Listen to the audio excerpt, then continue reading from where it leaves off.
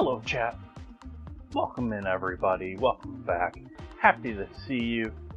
I am Chef JT. We're working with fish sauce tonight.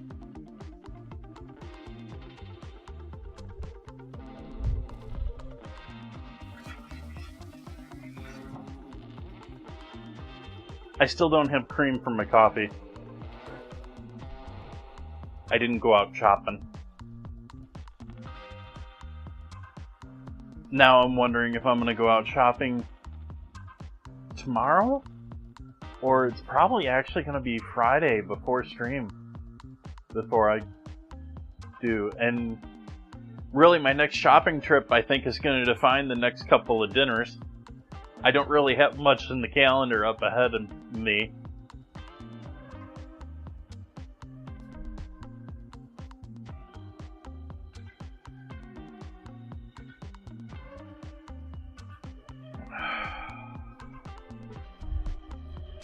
Okay.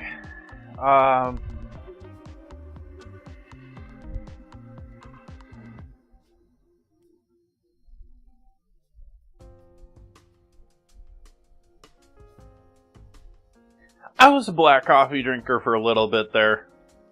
I just... better.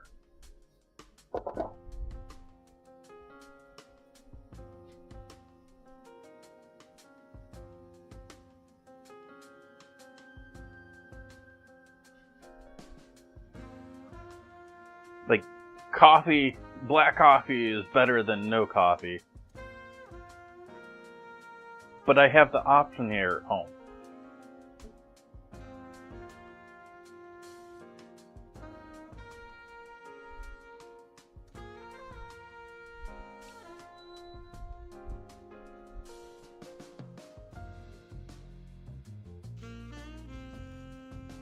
I cannot do Splenda.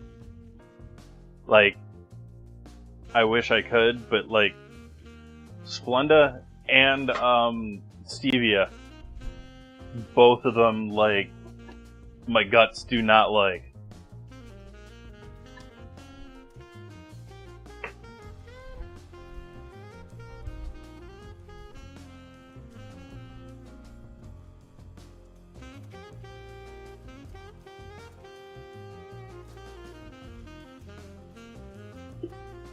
I'll do the pink stuff before I do any of those other ones. And at that point, I generally just skip it.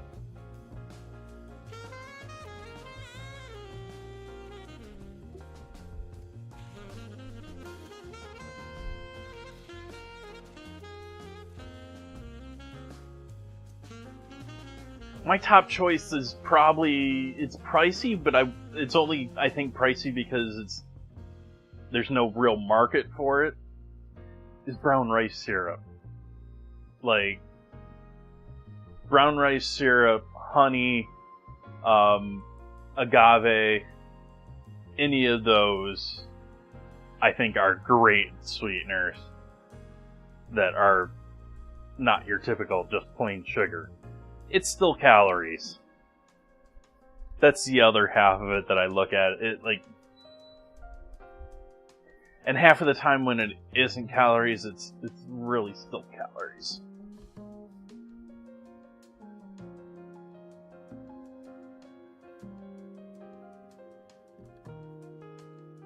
Hello, Hemhawk.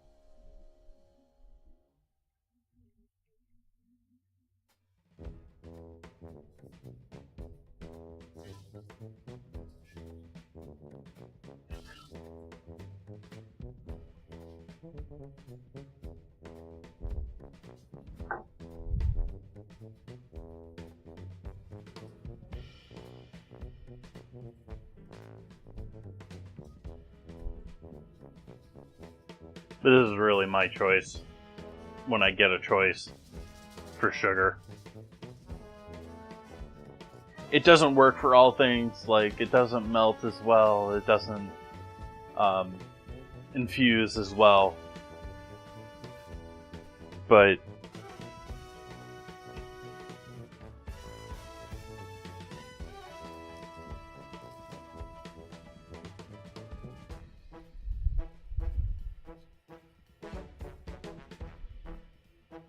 you give me the option, I'm going for that.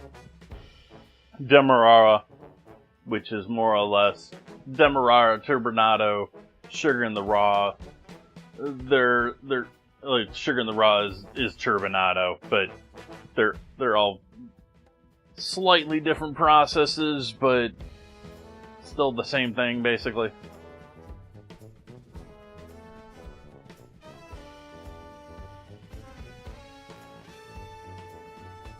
And I wanted you to just keep following me, camera. Why did you just decide to stop following me?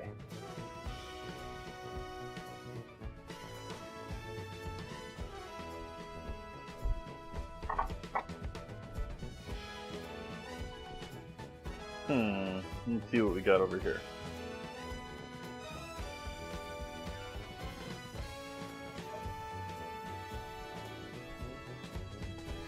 Trying to get used to the new streamer bot. They updated to 1.0 today. Like 2 hours ago, 3 hours ago, something like that.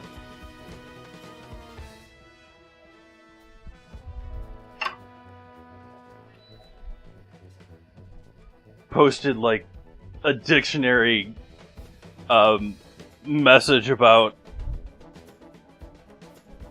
finishing the project out. But we now have dark mode. That's the biggest thing I've noticed so far. Everything else seems to have moved over relatively smoothly.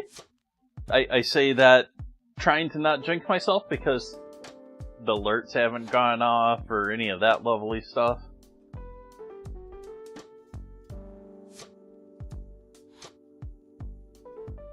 Hi, Nan Reader.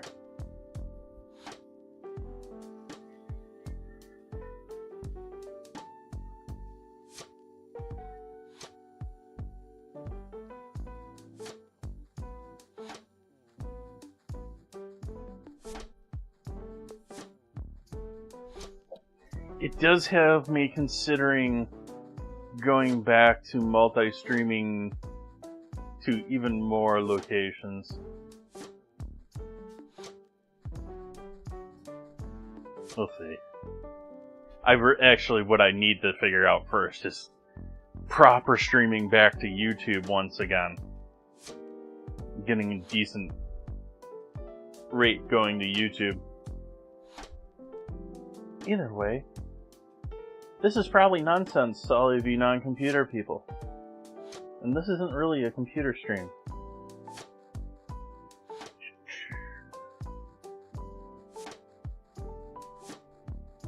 Thank you all for joining me. Cheers.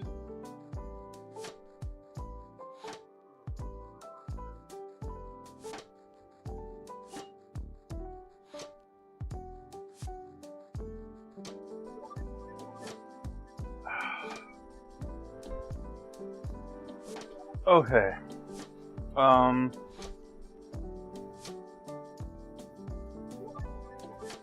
Where do we start with things?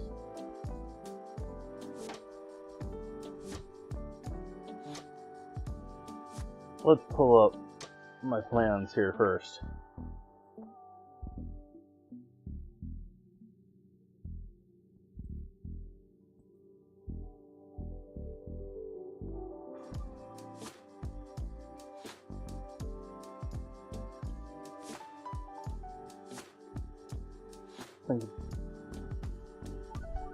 Yeah.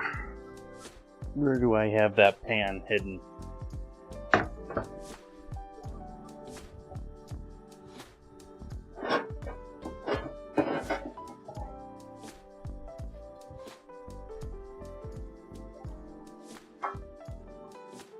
Hello there, camera.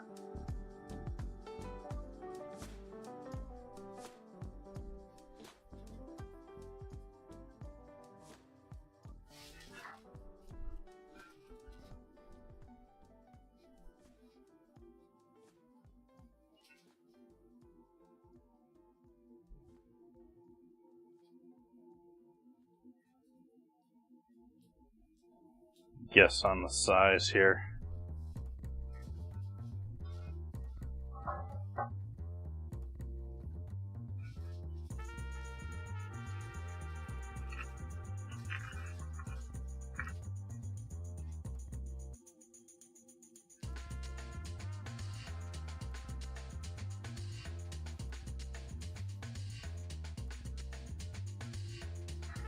Close enough.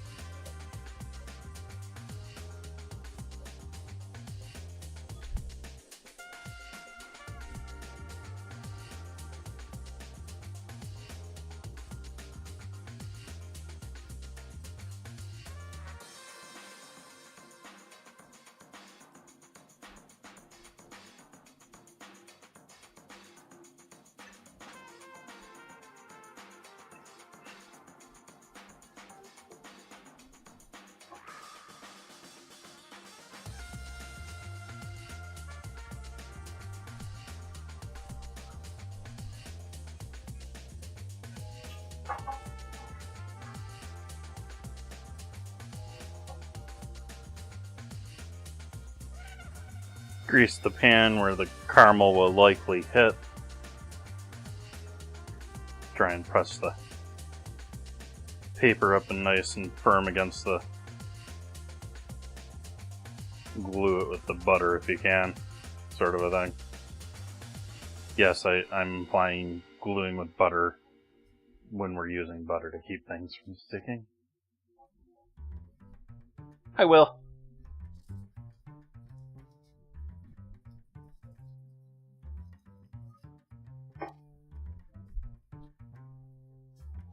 Okay, so we got that.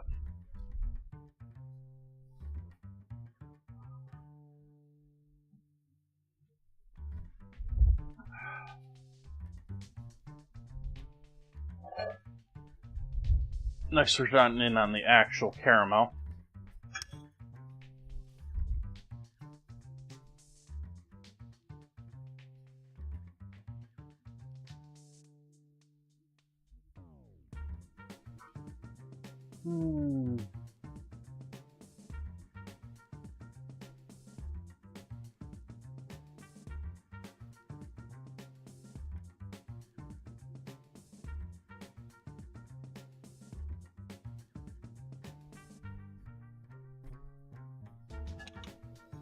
We need to mix things first. I'm going to mix things first.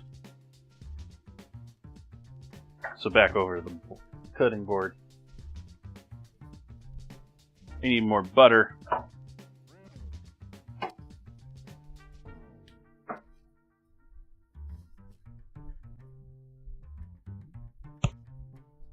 Sugar. Don't need the butter yet. I don't know. I'm scatterbrained, chat. Sorry.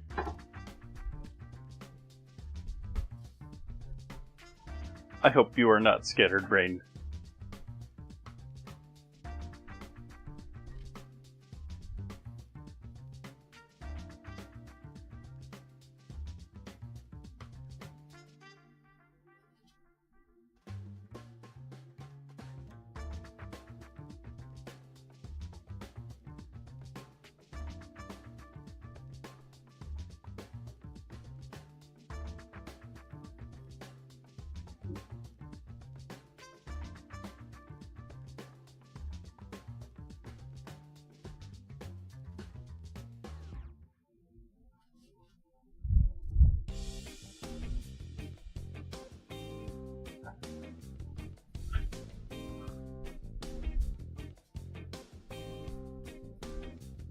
Since I'm so horrible with my recipes when it comes to caramels, I am following directions for the most part for this.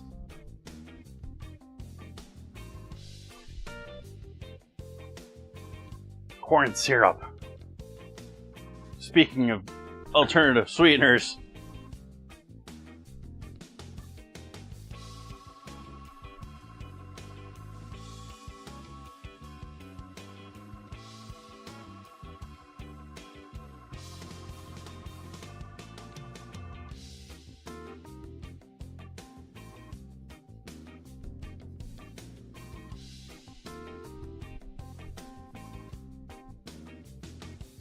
that is for sure.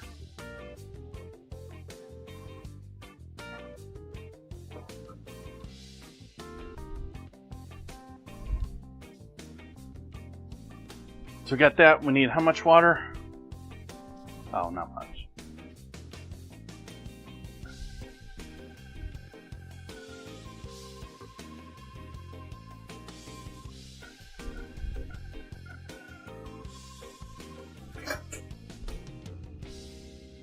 We're going to mix all of this together so this gets nice and soft and all hydrated.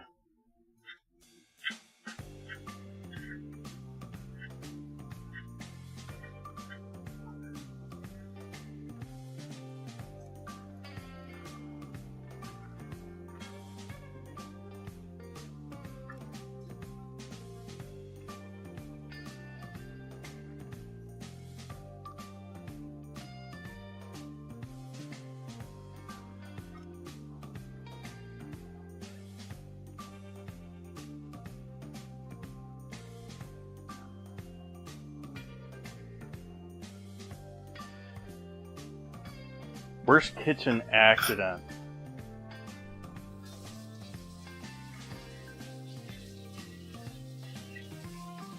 I would need some clarification on that question, but the worst incident and the scariest incident I remember, there's actually been a TikTok recently about it that I saw, Mr. Not Viewing TikToks, that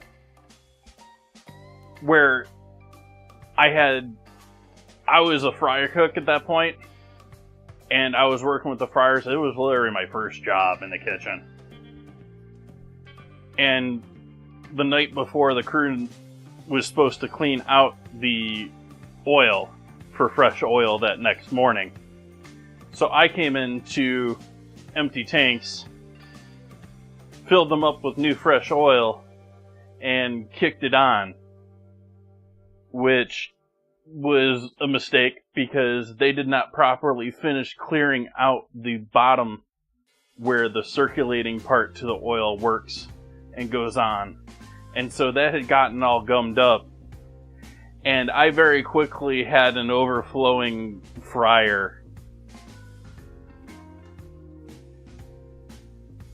Boiling, bubbling, overflowing fryer with no clue why it's happening or how to fix it. Luckily, sort of, how you look at it, there was buttons on the front of that one to stop it. Most fryers, and most fryers I've used in kitchens since then, you have to like open the door underneath and fiddle with controls from the 1950s.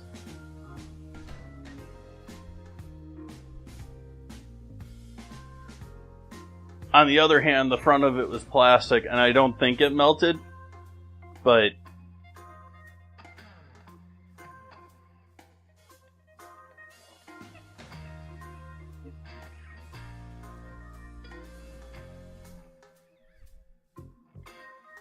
my worst cut is this horseshoe scar. Strangely.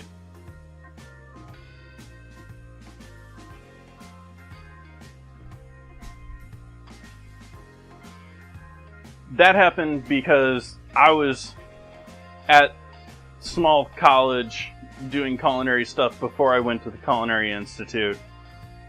And I was sort of like teacher's assistant, or like I was doing co-op and working in the kitchen while doing classes in the kitchen. And so I had a whole lot of extra side jobs and tasks and all of that. But they were serving punch for some reason, some event, something. And cute little 18-year-old takes crystal punch bowl directly out of commercial dishwasher, fills it with punch, and, "Oh, Jason, this is too heavy. Can you lift this for me?" And I lifted it up, and I literally felt it quivering in my hands before my hands just went like this.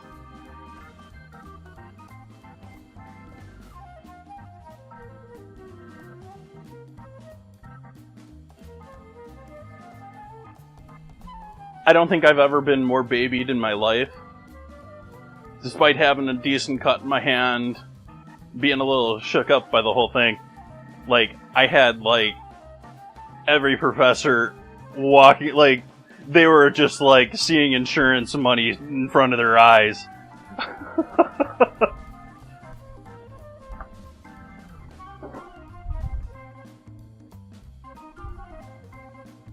I maybe should have done something about that, but I didn't, like, yeah, I didn't sue the school. Why aren't you, now you're not gonna follow me.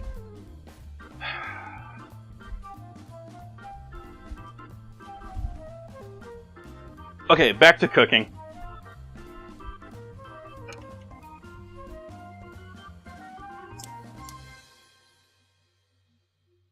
And we're gonna start heating this up.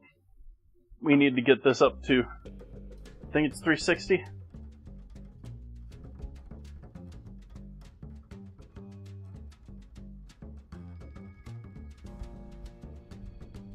320.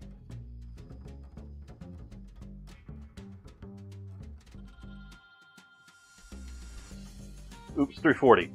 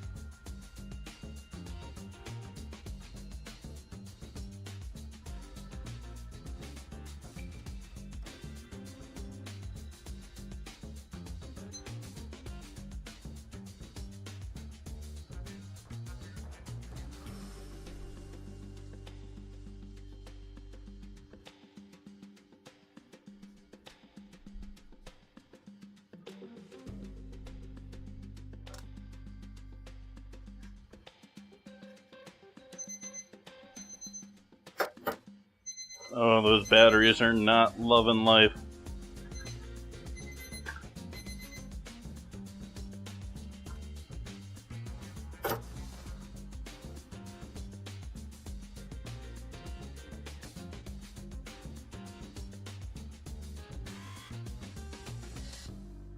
That doesn't work very well. Maybe we'll just move the scene over.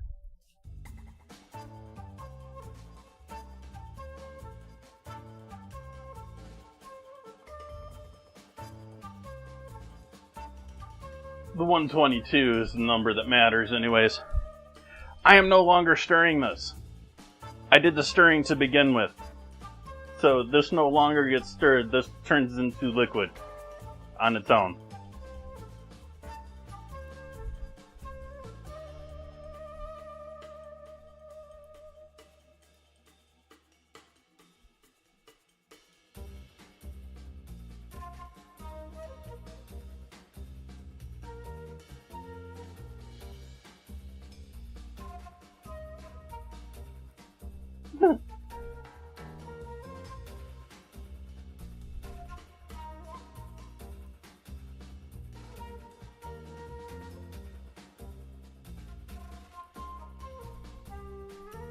And then we're going to need butter.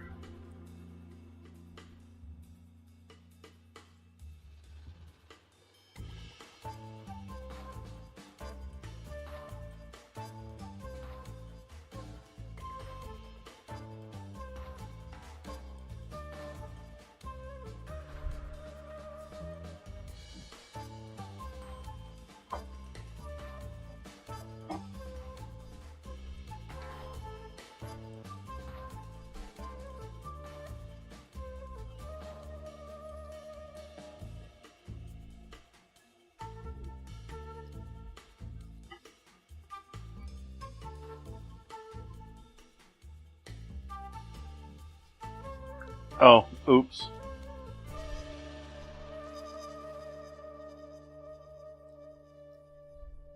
We're going to 240, or 340. 340. And that's an ad break.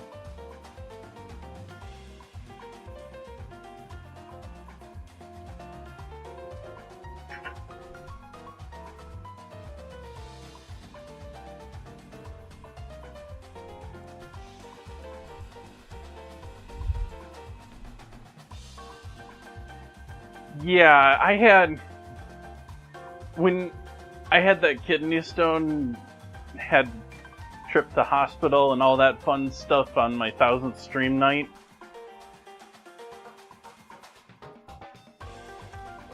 I was sitting there without question, the most extreme pain I have ever felt in my life. Without a doubt. But at the same time, I'm sitting there thinking as this guy is asking me to rate my pain on a level of 1 to 10. This dude sees people with, ripped limbs and stuff. And I had no clue how to answer to him.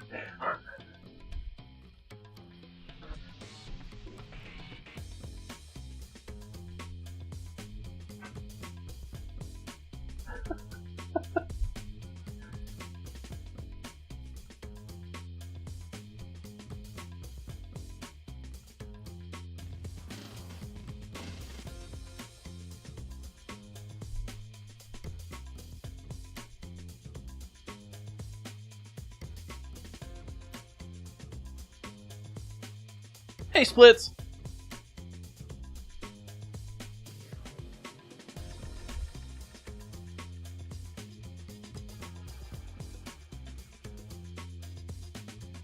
Not a huge white truffle fan, otherwise it sounds amazing. I'm not a huge truffle fan overall.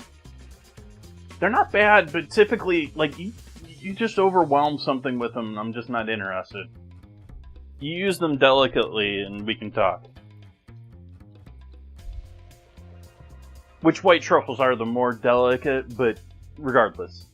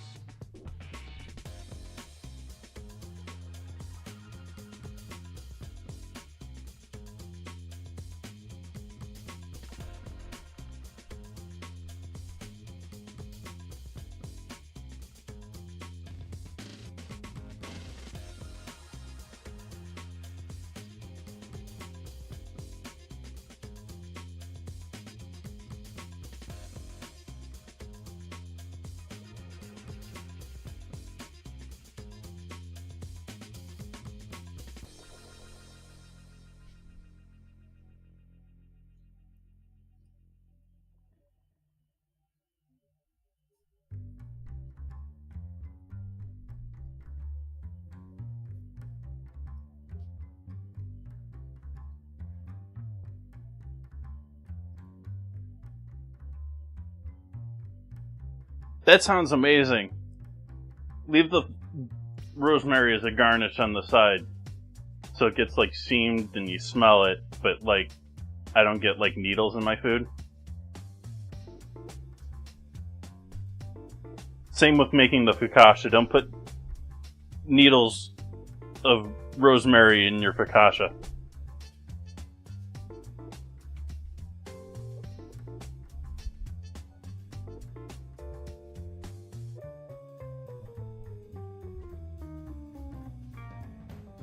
Oops, 340, not 320.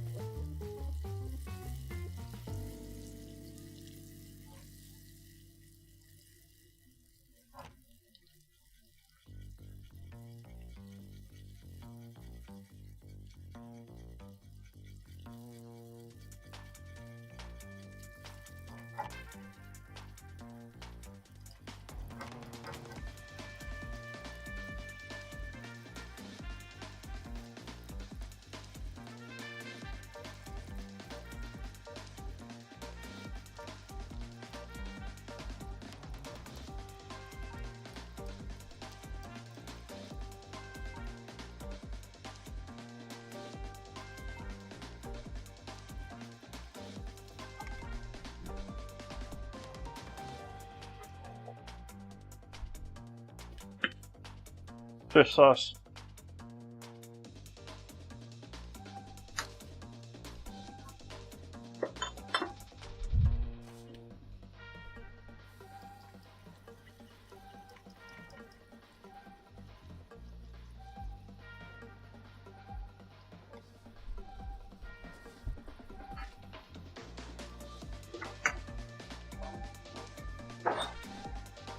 Vanilla.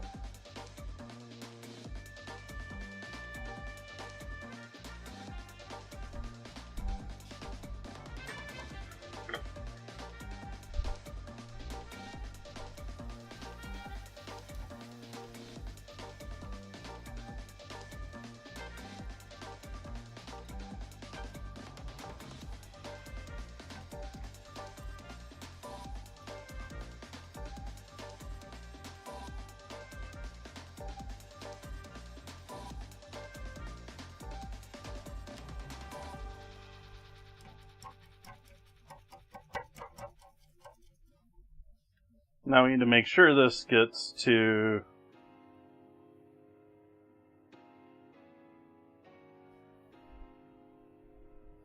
or at least is at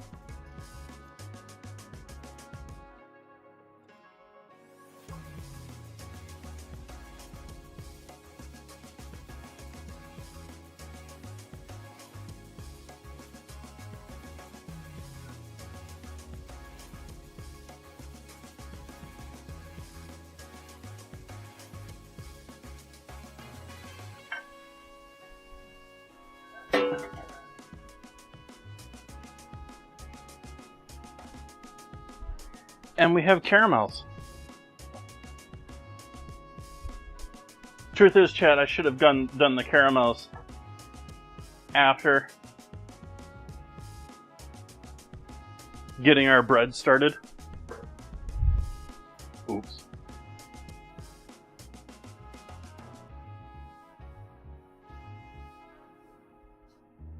So now this caramel can chill. We can throw it in the fridge for an hour, or we need to let this set for at least 2 hours if it's on the counter.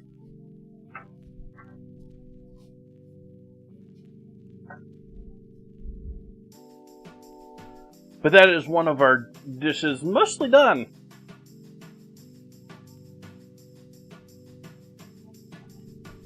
From here, all that needs to be done is we lift it up using the parchment, so it should come up easily in one piece, in one nice block. You can cut it whatever size pieces of caramel you want. Maybe give them a little sprinkle of something, whether you want some chili powder, some salt, some smoked salt, whatever.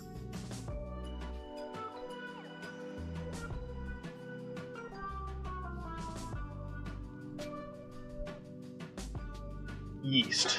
Let's get some yeasties happy.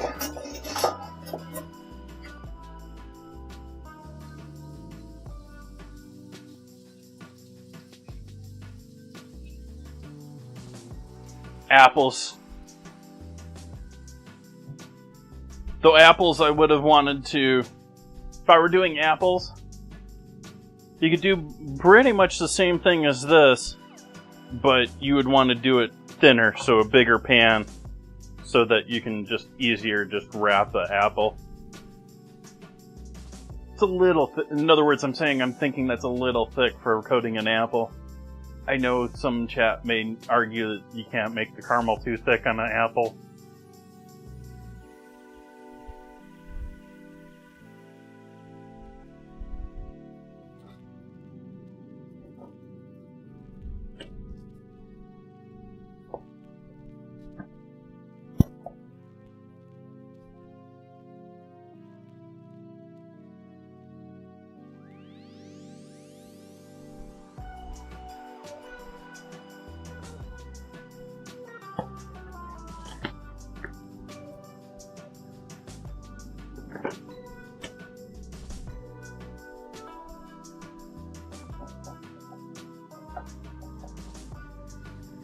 Wait, I didn't read the chorizo one. Well, let's see what we got. Farfalle. Yeah. Never been a giant fan of farfalle. You always end up with... It never... Like, you get the tight piece of pasta that's going to be thick and chewy, and it's never really cooked right. It's either the centers of them are undercooked, or the exteriors of them are soft mush. So I'm not in love with the pasta to begin with there. Beef bone marrow sounds amazing. Tomato sauce, yeah, why do we need tomatoes? But sure, we can do that. It'll help stretch things. Chorizo sausage, yeah. You're gonna go with beef bone marrow, and if we're talking purely menu, food word wise, it works, but I don't see why you need chorizo sausage there. You're adding spice to something that you want sort of a delicate flavor to. Same thing with the tomato there. You want to actually taste the bone marrow if you're going to bother with it. Chanterelles will go great with the beef. Rosemary, like I said, as a garnish, but not as in the actual thing. Fontina, perfect. Focaccia bread, awesome.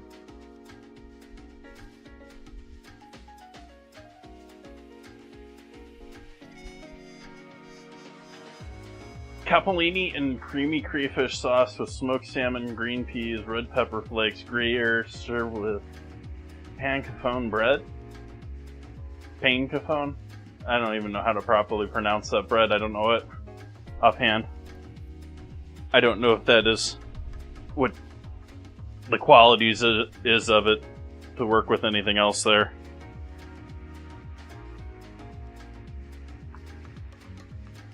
Gruyere is tasty. Red pepper flakes, good, but in moderation.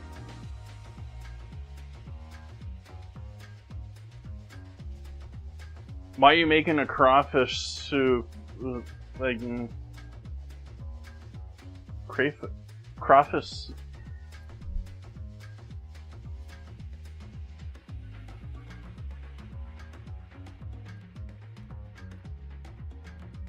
I don't know if I like that idea or not.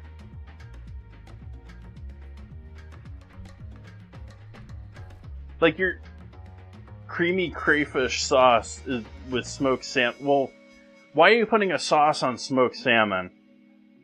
Is the first question. But creamy crayfish, like, it sounds expensive on the cheap, or trying to look expensive on the cheap, because I don't think of crawfish as an expensive ingredient compared to lobster, which is really what it's sort of trying to be in this recipe.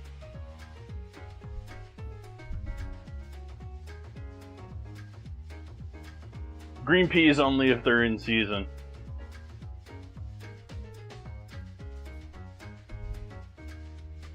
And I would hope that a pancafone bread or pancafone bread, maybe slipper bread-ish, something good for dipping and going along with all of that. I don't know what it's like, though. I don't know that bread offhand.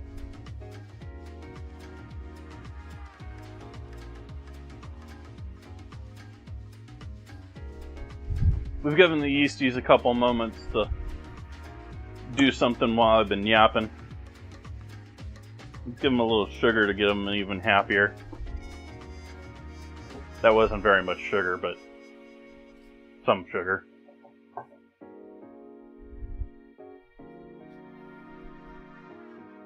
Not gonna do that with this. See how much bread flour I still have. We're definitely using up the last of it. Yeah, it is.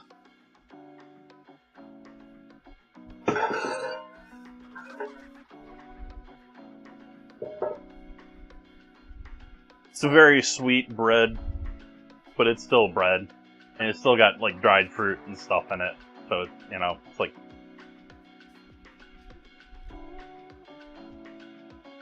But, sort of like some angel food cakes, some very light, airy cakes, panettone is dried upside down so that gravity works with the air bubbles and all of that, and so it all solidifies.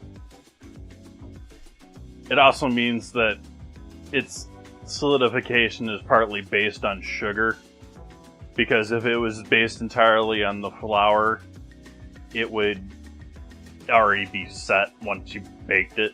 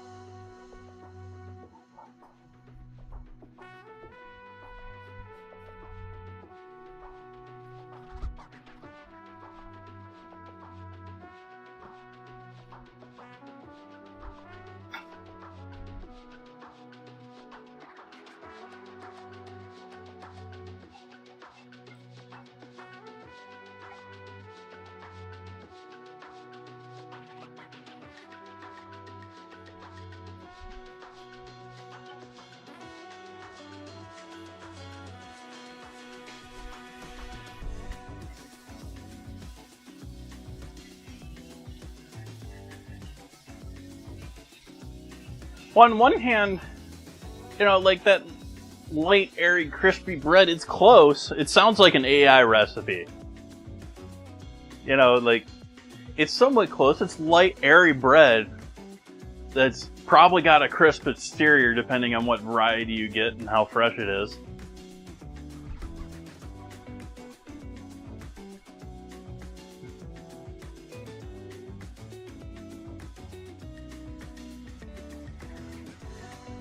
But I still can't get over the sauce with smoked salmon. Like, I could see maybe like a really light, like, cream or herb sauce with it.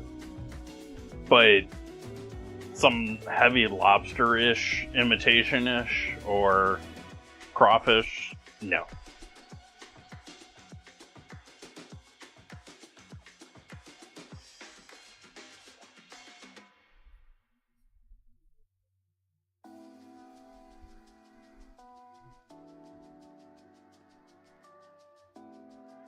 I want to point out that the fish sauce caramel is making the house smell like fish sauce right now.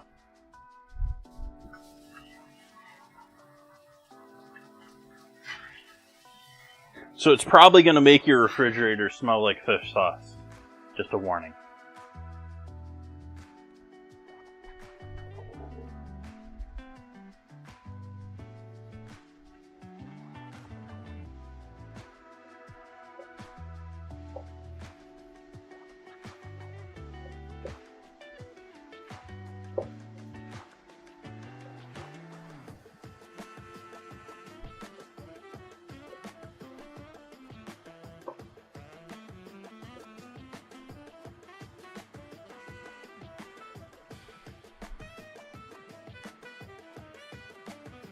Hi, penguin.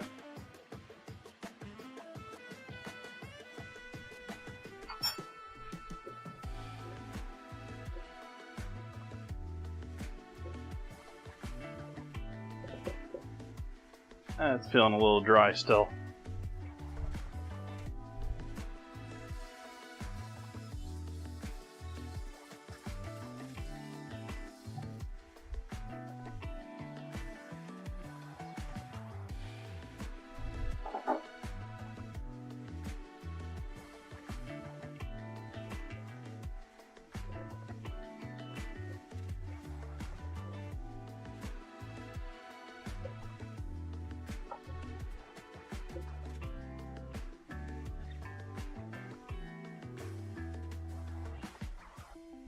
Blame Discord users. They voted for it. And over pickles, too.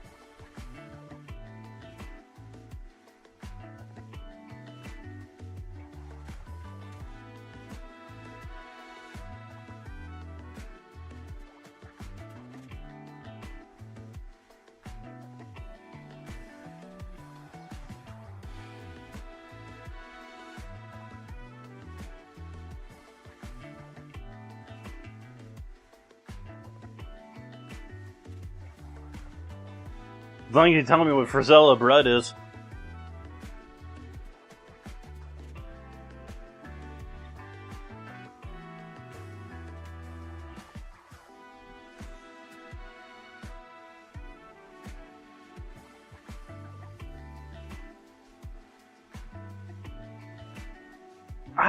Black olives with... Like, I like black olives, but...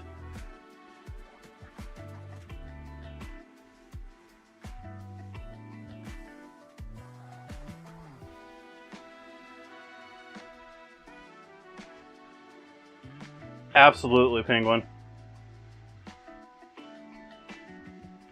Twitch Turbo is amazing if you're watching more than one stream or subscribing to more than one stream.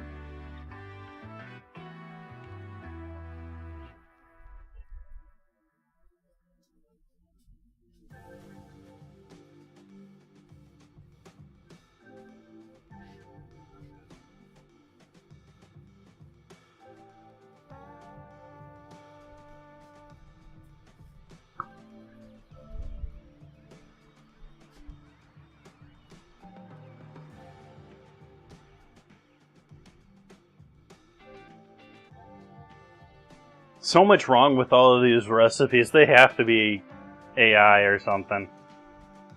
Like, they could be, but... Why are you... Yeah. Why are you putting bone marrow and salmon together? And smoked salmon, much that. Ricotta, which is gonna be meh on its own unless you're like a restaurant that makes its own ricotta.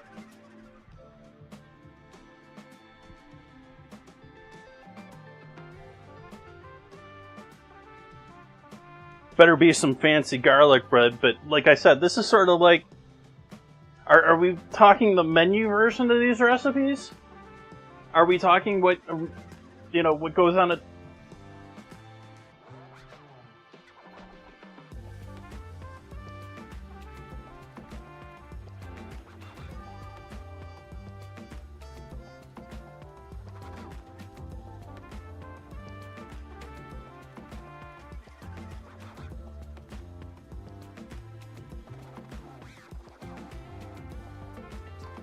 Goldfish been on a tear lately. I noticed they're doing all sorts of crazy flavors these days.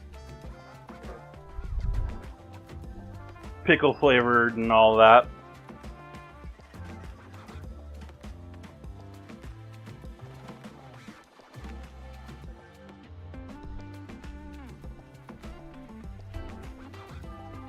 we're going to let this hang out with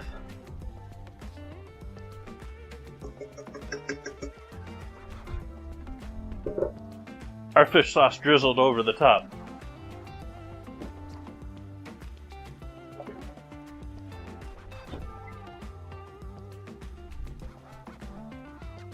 Salt.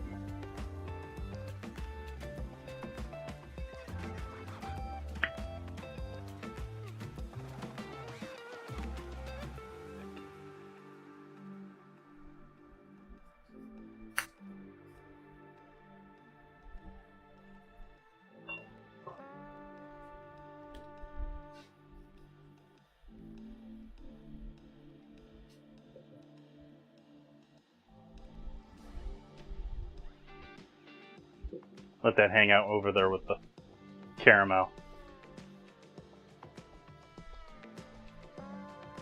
Now we need onion with the couscous, and we need onion do I have? Is there a half onion in there? There is not.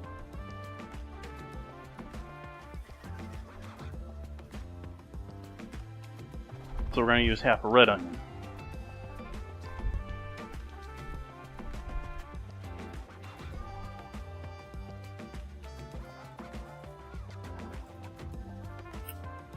Get rid of the paper skin over here, over the trash, where don't have to worry about collecting it.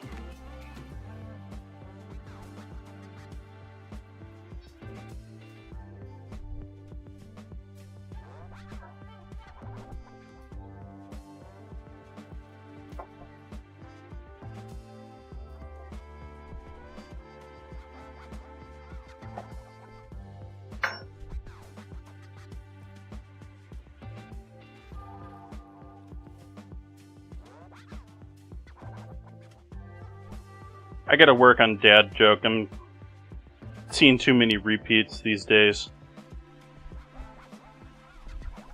There's supposedly another API out there that has considerably more jokes in it.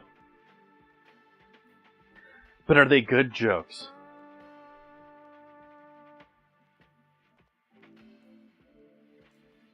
Do I want to submit my audience to their jokes?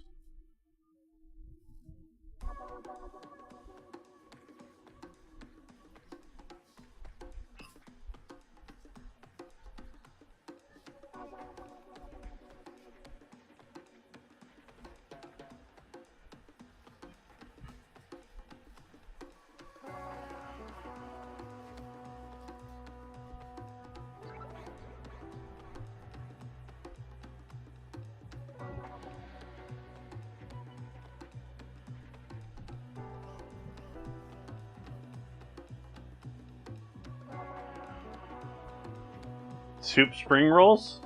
I know soup dumplings are a thing. You could probably do the same thing for wonton.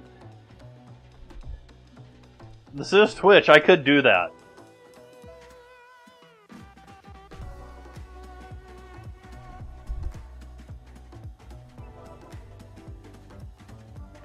I don't know about all that Dungeness crab and although it's right from my region. And chilled mango, yeah, but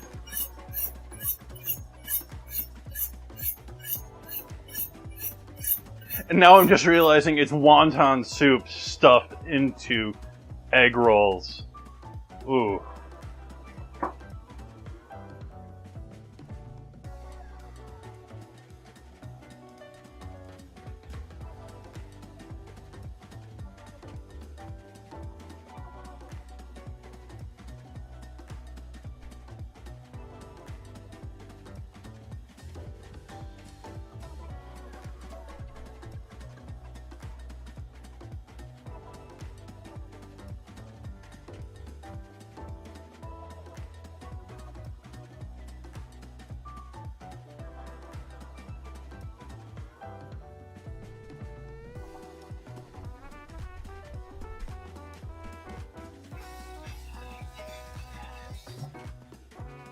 I didn't I'm sorry, Penguin. I didn't realize that it wasn't the bot. Like I said before, I read the messages before I pay attention to who's even really saying them. Sorry. Just because I'm jumping to content for me.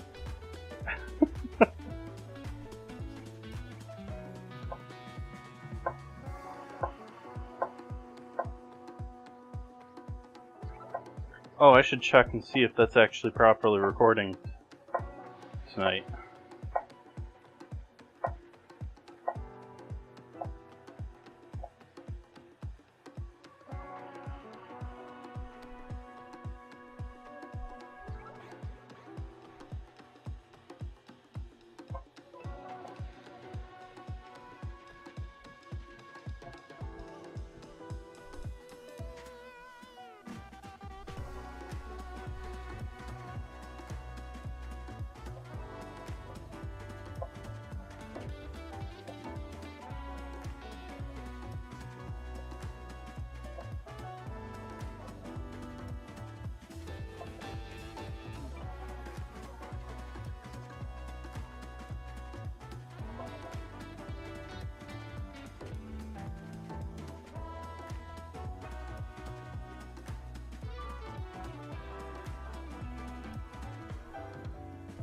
Sort of tonight.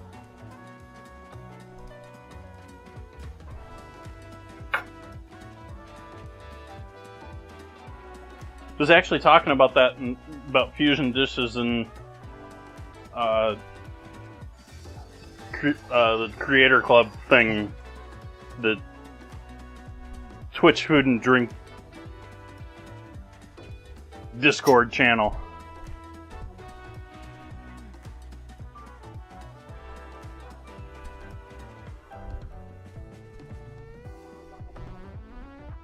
But what is Asian fusion these days? Like, it sort of got like,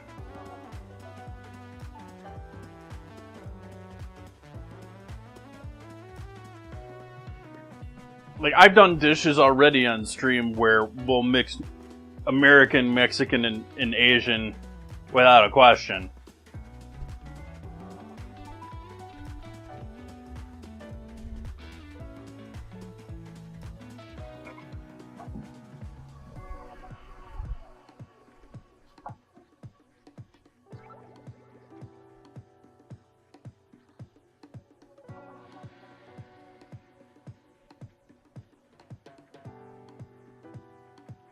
And also, Asian fusion is like the definition of, or the beginning, or the first form of fusion.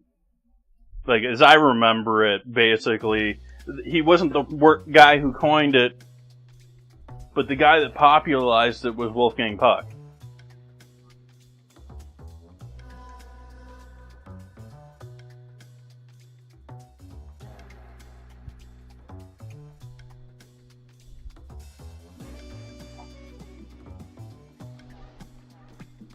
I've done cheese stick egg rolls.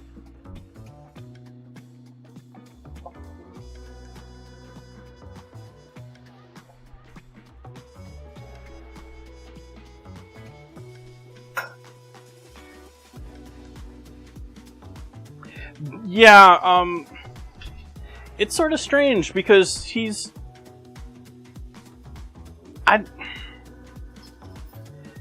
always sort of had his cookware. I have a piece of his cookware in my home. But he did it before it was cool. Is sort of the way I sort of think. Like, he is the... You gotta think Wolfgang Puck, and basically you need to think Hollywood. He does some amazing food, and he's got some amazing restaurants, but he is Hollywood. He does the Oscars, he does the major events in Hollywood, he does major events when they come to Southern California. He has got a massive catering company business. He's got multiple restaurants in LA. we were talking before about truffles. Those people that come in on the airplanes with a suitcase of truffles, they're going to Spago first, and that's no joke. Like, they come into LA, they go direct to Spago.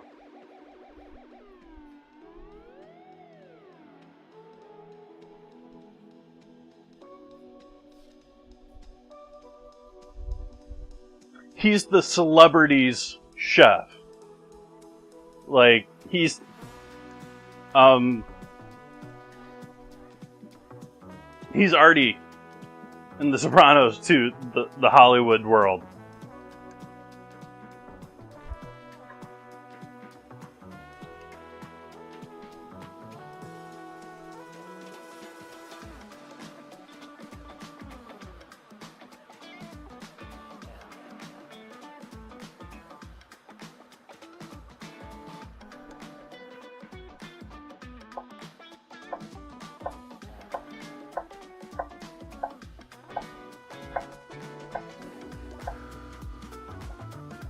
But that said, he has, Cut, Spago, his fusion restaurants in the 90s. Like, he has had some very successful restaurants. It's more like he's resting on his laurels at this point. Even with, like, Cut, when Cut was a major thing, it's his restaurant, but his top chef was really running it and was really the name there. Hi, Soph.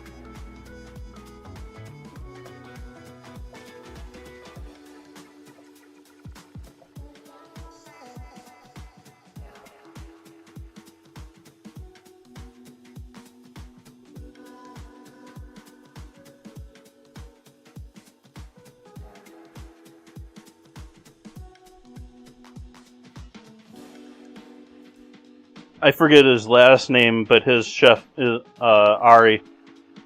Like, he's an acclaimed chef on his own, working for Wolfgang. I think he's got books and stuff. He's at the very least got the acclaim of basically running Cut.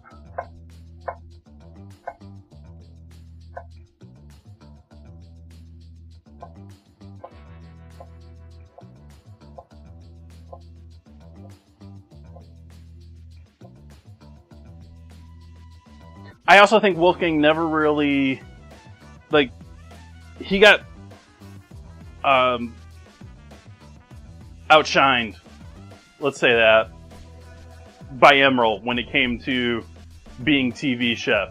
Like, he had TV shows and stuff like that, but it didn't really work out for him.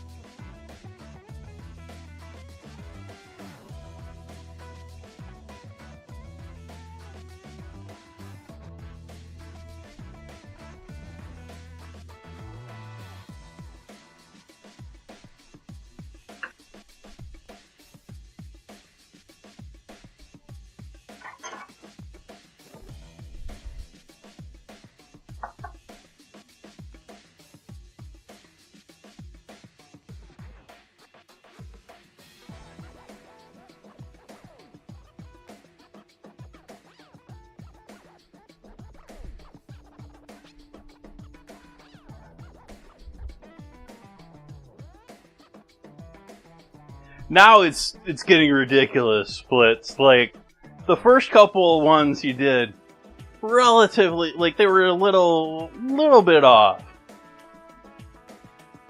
Pineapple bun, chow mein.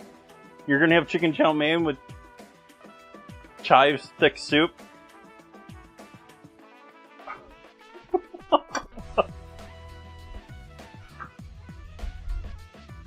How many course meal is this?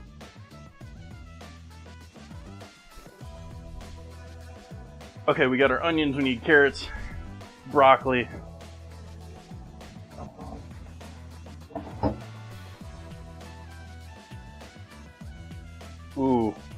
pork is only mildly defrosted.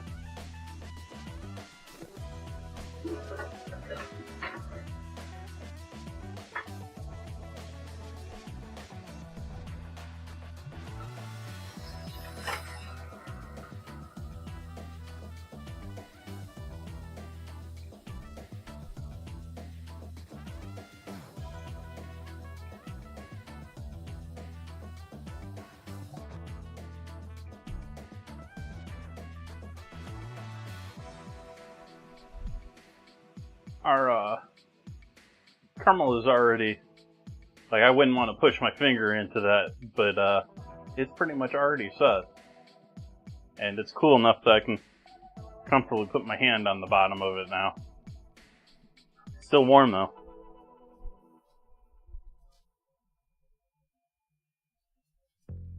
What did I do with my carrots?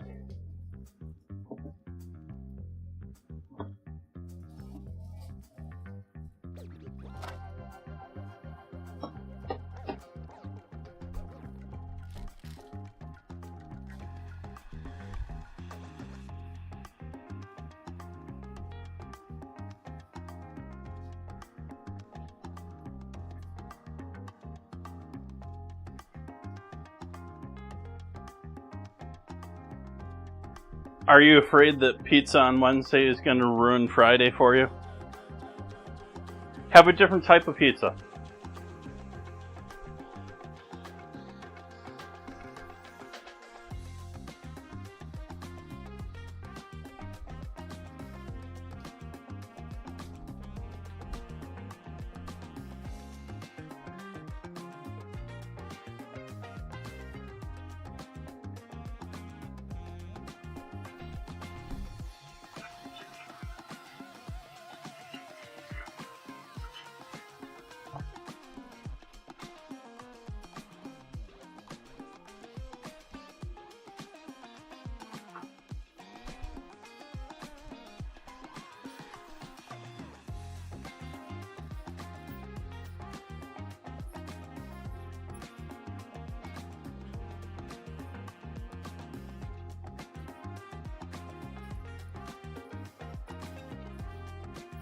Sounds like the perfect excuse to change it up and try something new in the pizza world.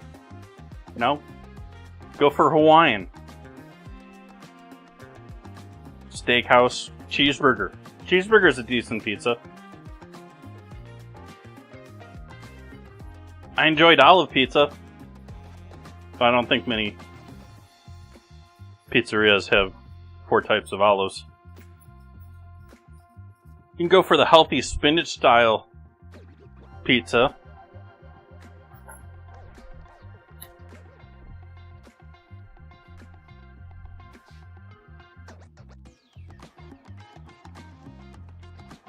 I've done pickle pizza, I've done buffalo chicken pizza.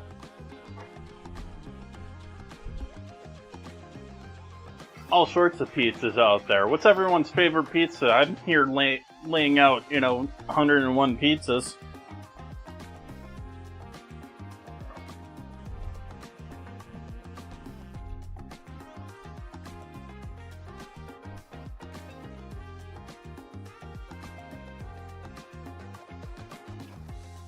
Dom Perignon wouldn't pair with that.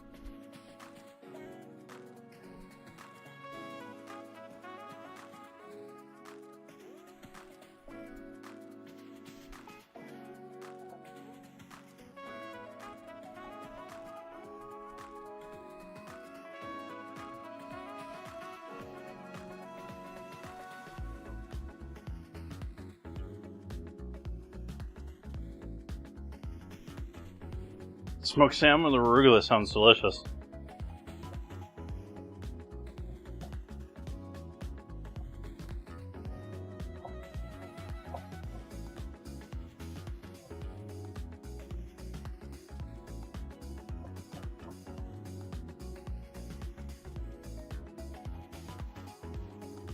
Actually, you're tempting me to go get some smoked salmon. All the smoked salmon talk tempting me. I'm not in love with the local seafood company in Santa Rosa. Or the one in Petaluma seems to be doing, it's the same family, the one in Petaluma seems to be doing gangbusters. But the one thing they did extremely well when I was in the market was smoked salmon. And they sold tons of it.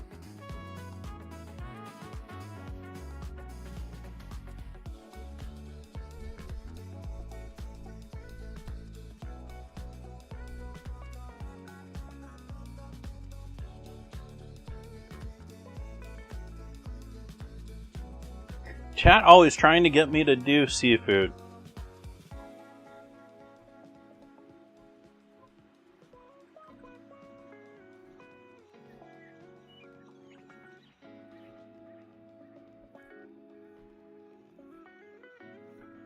Am I going to drive the Petaluma for that? And thinking about it, I'm like, yeah, Santa Rosa seafood is always looking sort of skeezy from the road. And I don't even know if they're still open. It's been a minute since I've driven by that part of Santa Rosa. I usually skip it.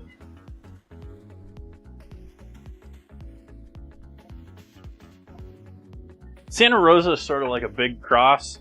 You have Highway 12 running through it, and the 101 running through it.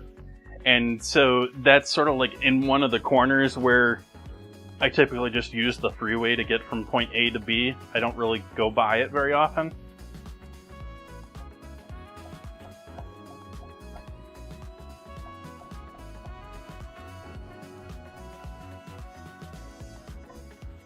That said, like, original Santa Rosa, like, modern Santa Rosa has definitely spread to the north.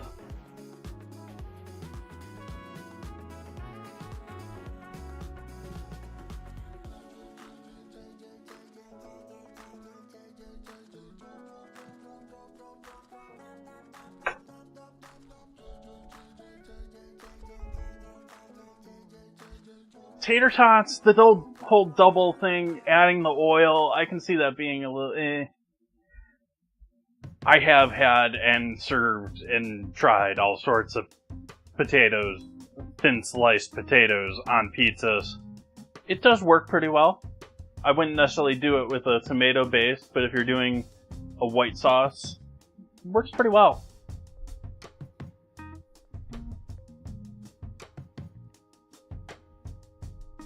I don't know if I want it on like a commercial style crust though. It'd have to be like one of those artisan longboard pizzas or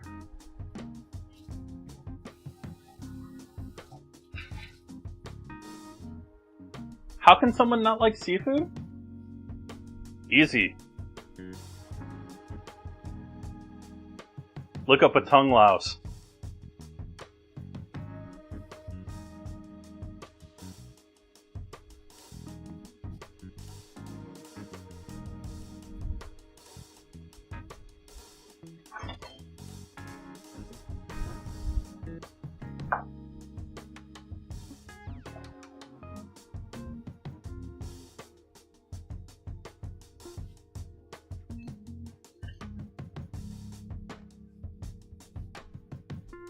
And I can also see, even though it's not really what gets me with seafood, but the giant oil spills in the Gulf,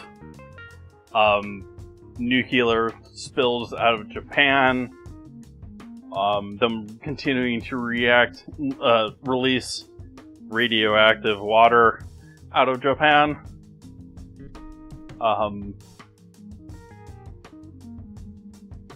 I can see people being afraid. Like, I know people here in California that were, like, freaking out when Fukushima happened, and were like, we're not going to have a coast anymore.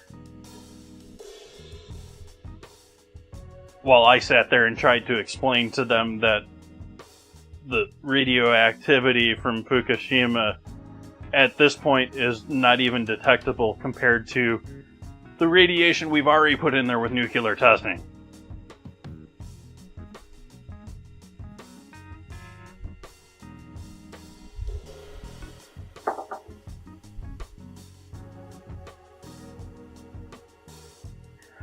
A lot of seafood is so mild. I mean, I say this being an umami nut. And majority of umami coming from seaweed. And these days they even say that seafood super tasters even have a sixth flavor of like super umami. I wish I had an orange carrot. I don't. Maybe we'll do this red carrot with everything else.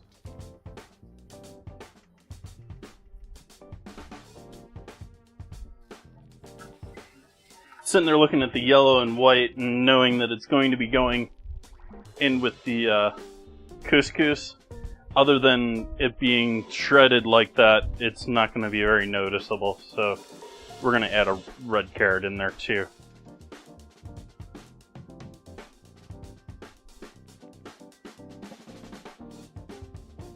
And fresh cut on all of our broccoli.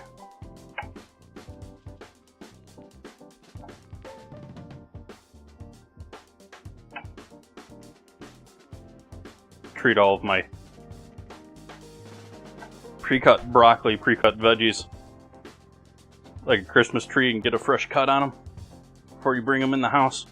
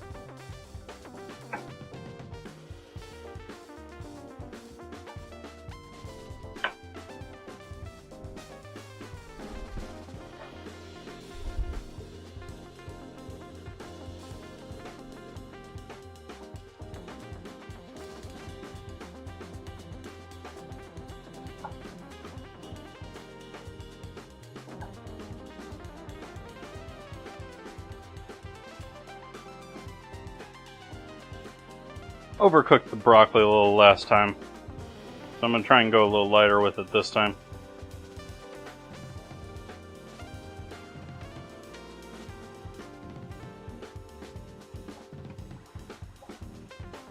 I'm cutting it about the same as before, maybe slightly larger. Just basically having these giant ones.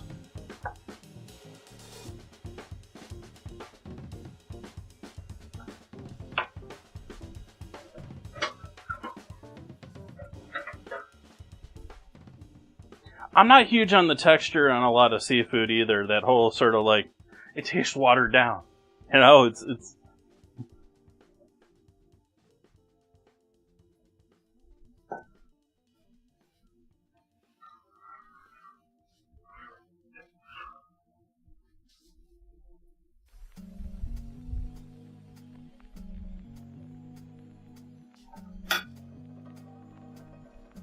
I've been thinking of one of the things that you're reminding me now, talking of seafood, that I keep meaning to throw on the menu or on the calendar is ceviche. But the problem with ceviche is I sort of want to find some nice variety of fishes, and it's sort of hard to do in a small dinner portion. Like, it's something you want to do for a party. Or if you're at a restaurant and you have all sorts of different fish scraps. Hey, Kip.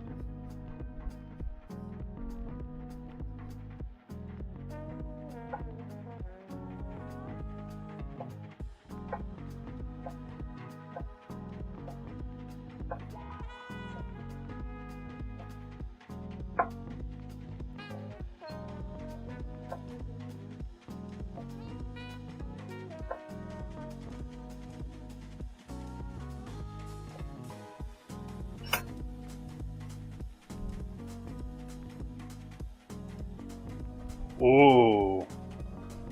A rebel.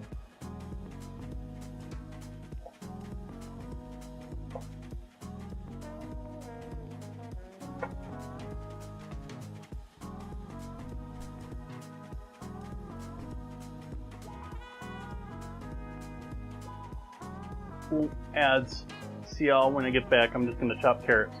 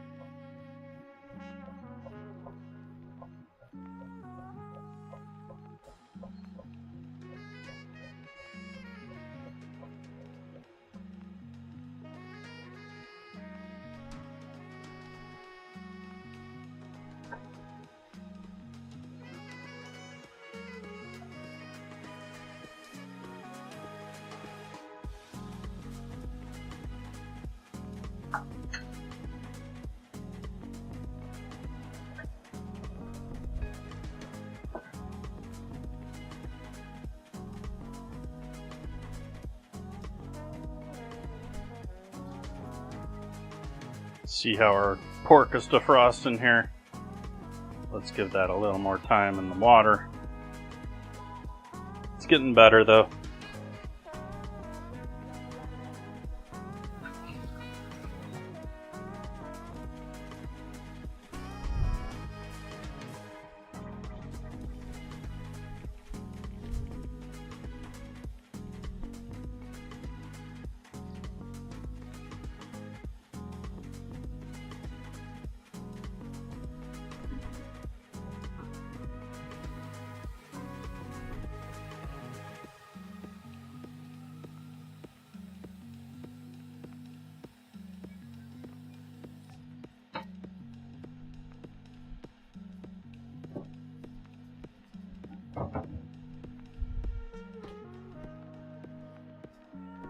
I'm gonna have to spend forever studying this new streamer bot.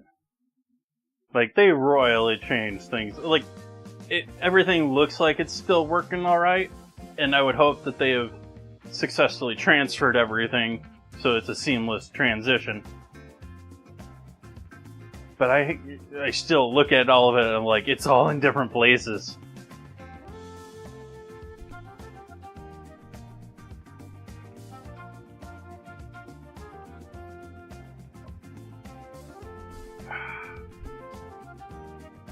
They have gone 1.0. They are no longer beta.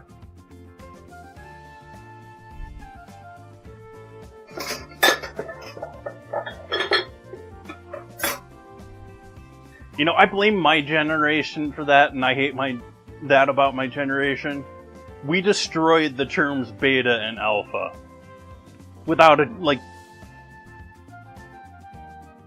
I was a part of an alpha at one point, when alphas mattered.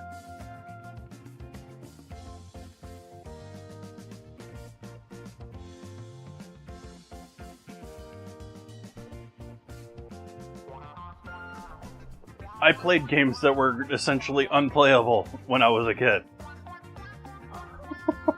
And didn't get paid for it.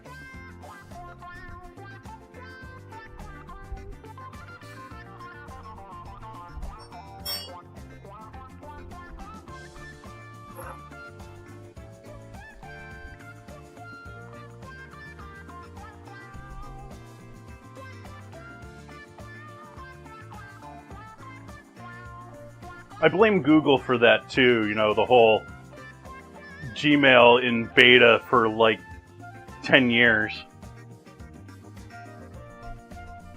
To the point that it was literally a joke when they decided it wasn't going to be in beta.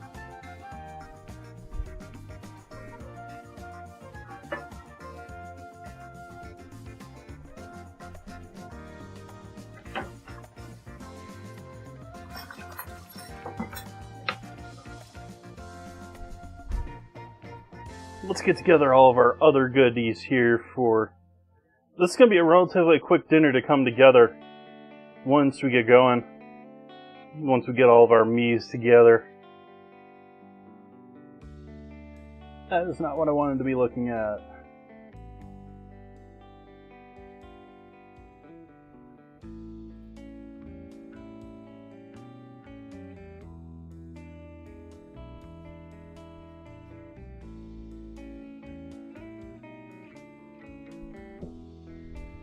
Don't have that, so we're not doing that.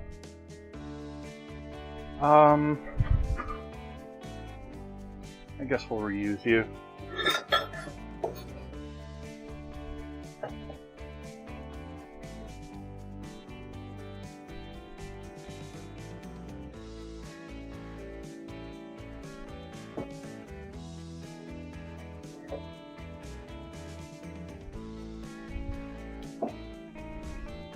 So these are going to be goodies for with our pork. You got lemon juice.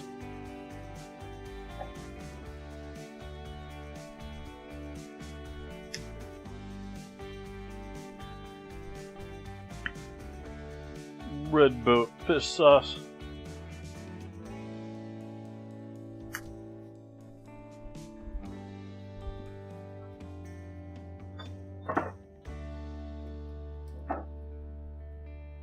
We're going to need the pork stock.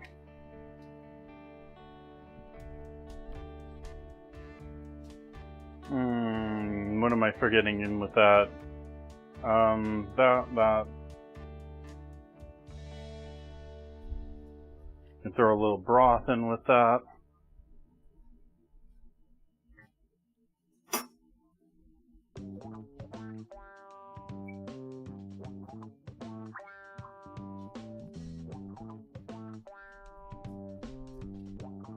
Little soy sauce.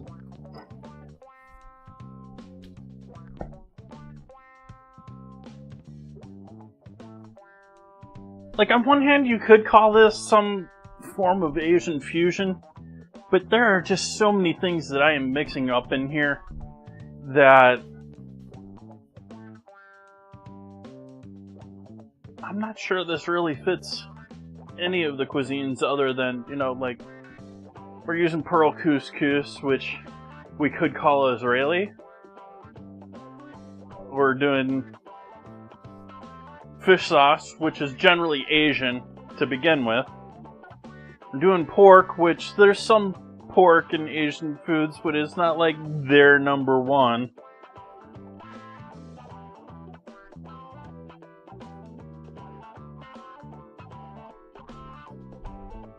I'm doing bread rolls, which is definitely not like that part of the region. I'll get the last of that fish sauce out of the bottom of the bowl here. Or give that a couple of folds further.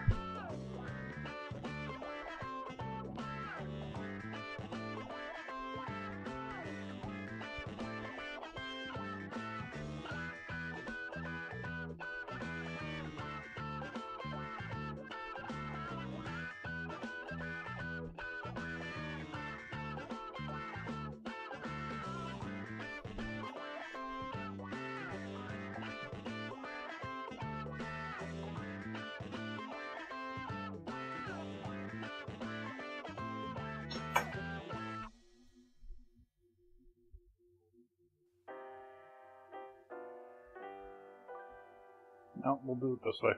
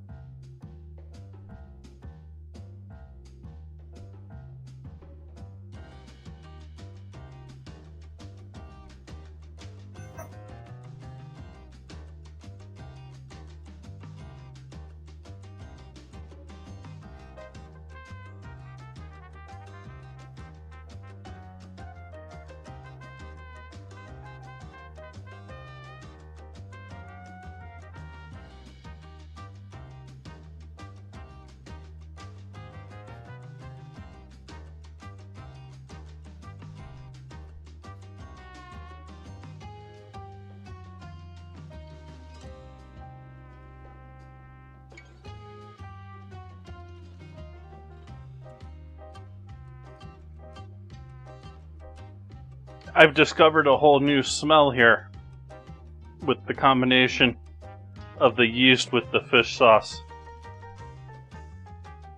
It's like a whole new level of funk.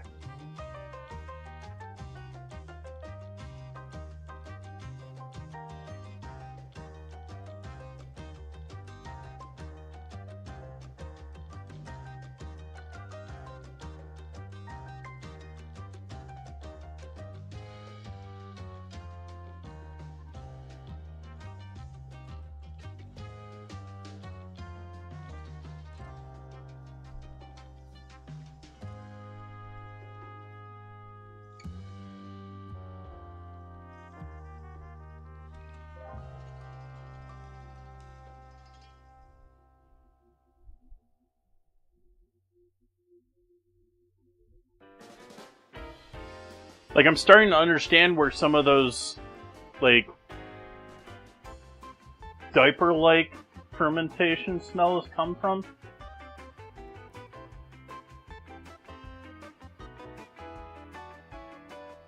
I've had the same sort of funk in the same ballpark with durian, with some fermented ciders, with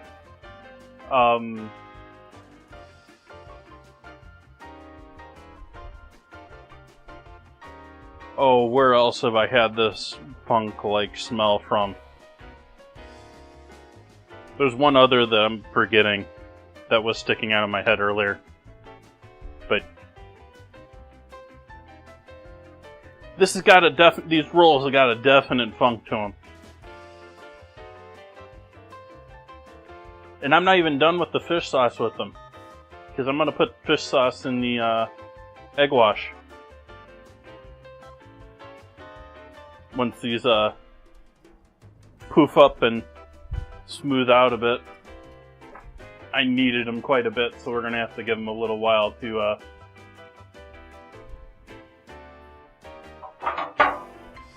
relax after that. Gotta give them some spa time.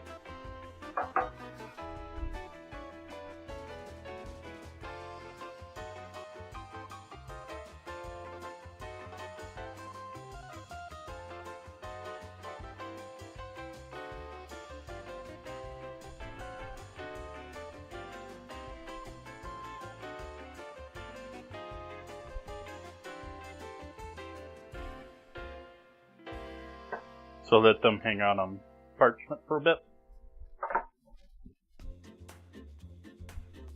I think I'm going to throw the caramel into the fridge just to set a little bit extra for chopping it up later.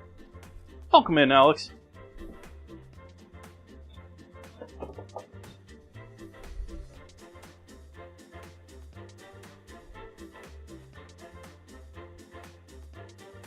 We got all of that set up for that. What else? Oh, we're putting seasoning in this still. We need some brown sugar. We need some... let's just use a couple of packets. Sugar in the raw.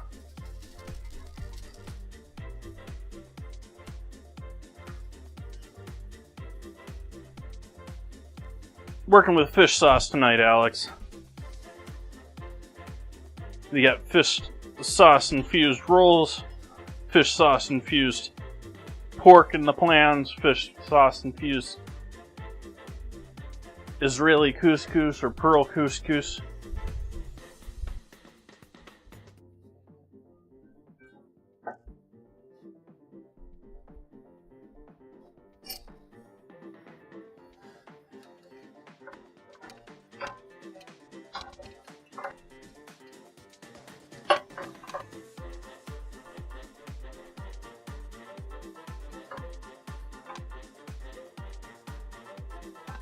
Maybe we'll use you for searing the pork. Use you for the couscous. I need something that's an easy, lazy lid for that.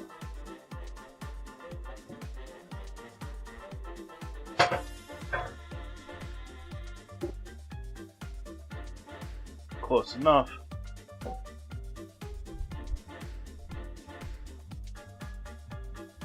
Oh hey, maybe we should slide that scene over a little bit here.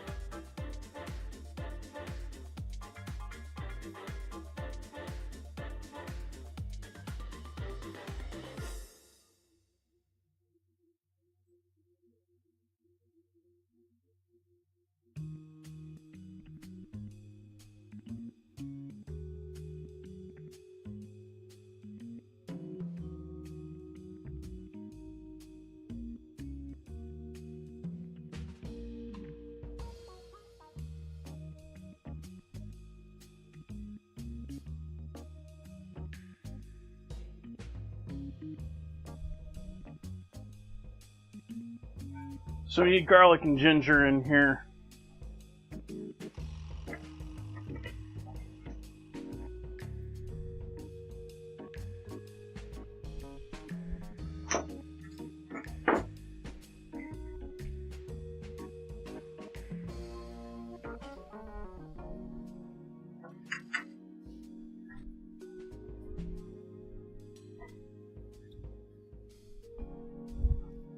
MSG.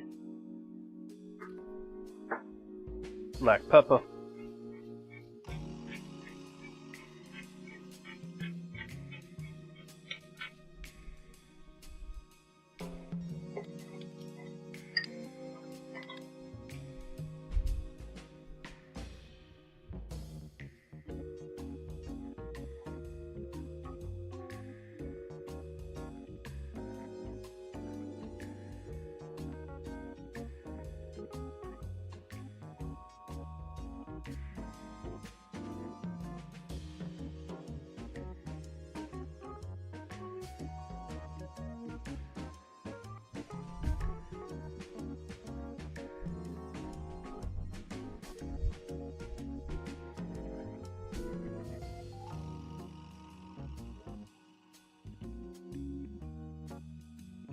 Now let's set up something for the broccoli.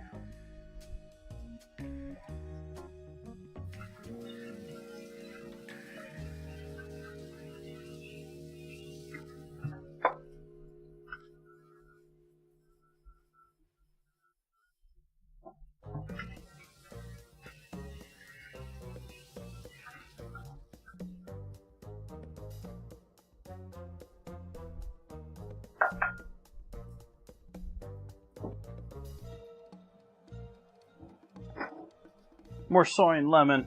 I'm leaving the fish out of this for the broccoli. We got enough bitter there.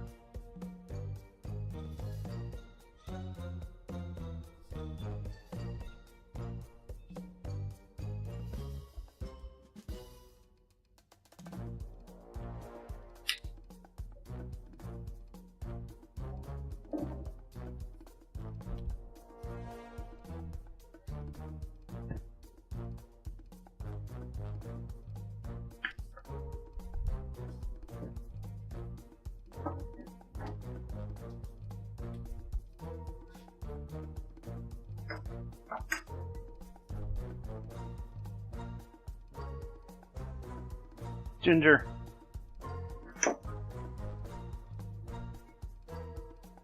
Garlic.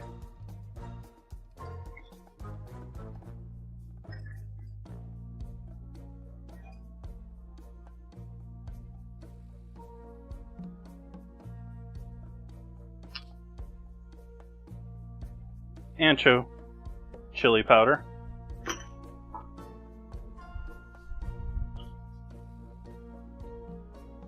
and cayenne for a little heat.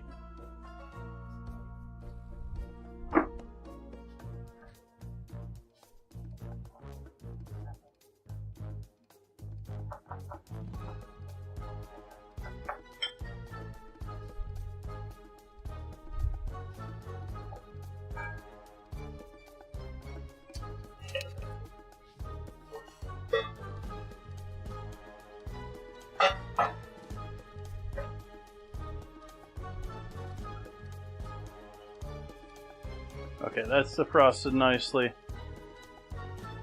Still want to give those a little more time. We got to get our oven up to temp.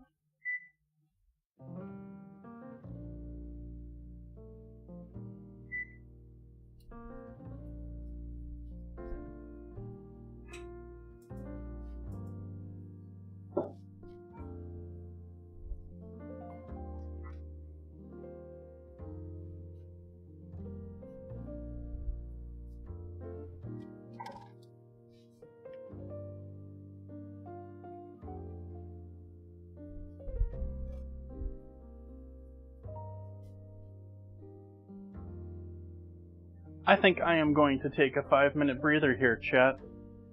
Going to allow these buns to poof up a bit more. They aren't quite there. They're starting to poof up a bit, but I want them basically to the point where they're touching each other before we throw them in the oven. Give ourselves some time to the oven to preheat. And just about everything is meased out here. We've got our broccoli with our finishing sauce with that. Maybe a touch of water with this. Actually, I'll throw the water in there now. Little water in there to help with the steam in action. We have this lovely mixture here of fish sauce, little bit of stock, lemon juice, and seasonings, garlic, ginger, all that loveliness. That's going to be going with our actual pork itself. There's a little brown sugar in there too. We have the white onion and the carrot, or rather no, we have the purple onion and the carrot for with the couscous, and we have the white onion for with the pork.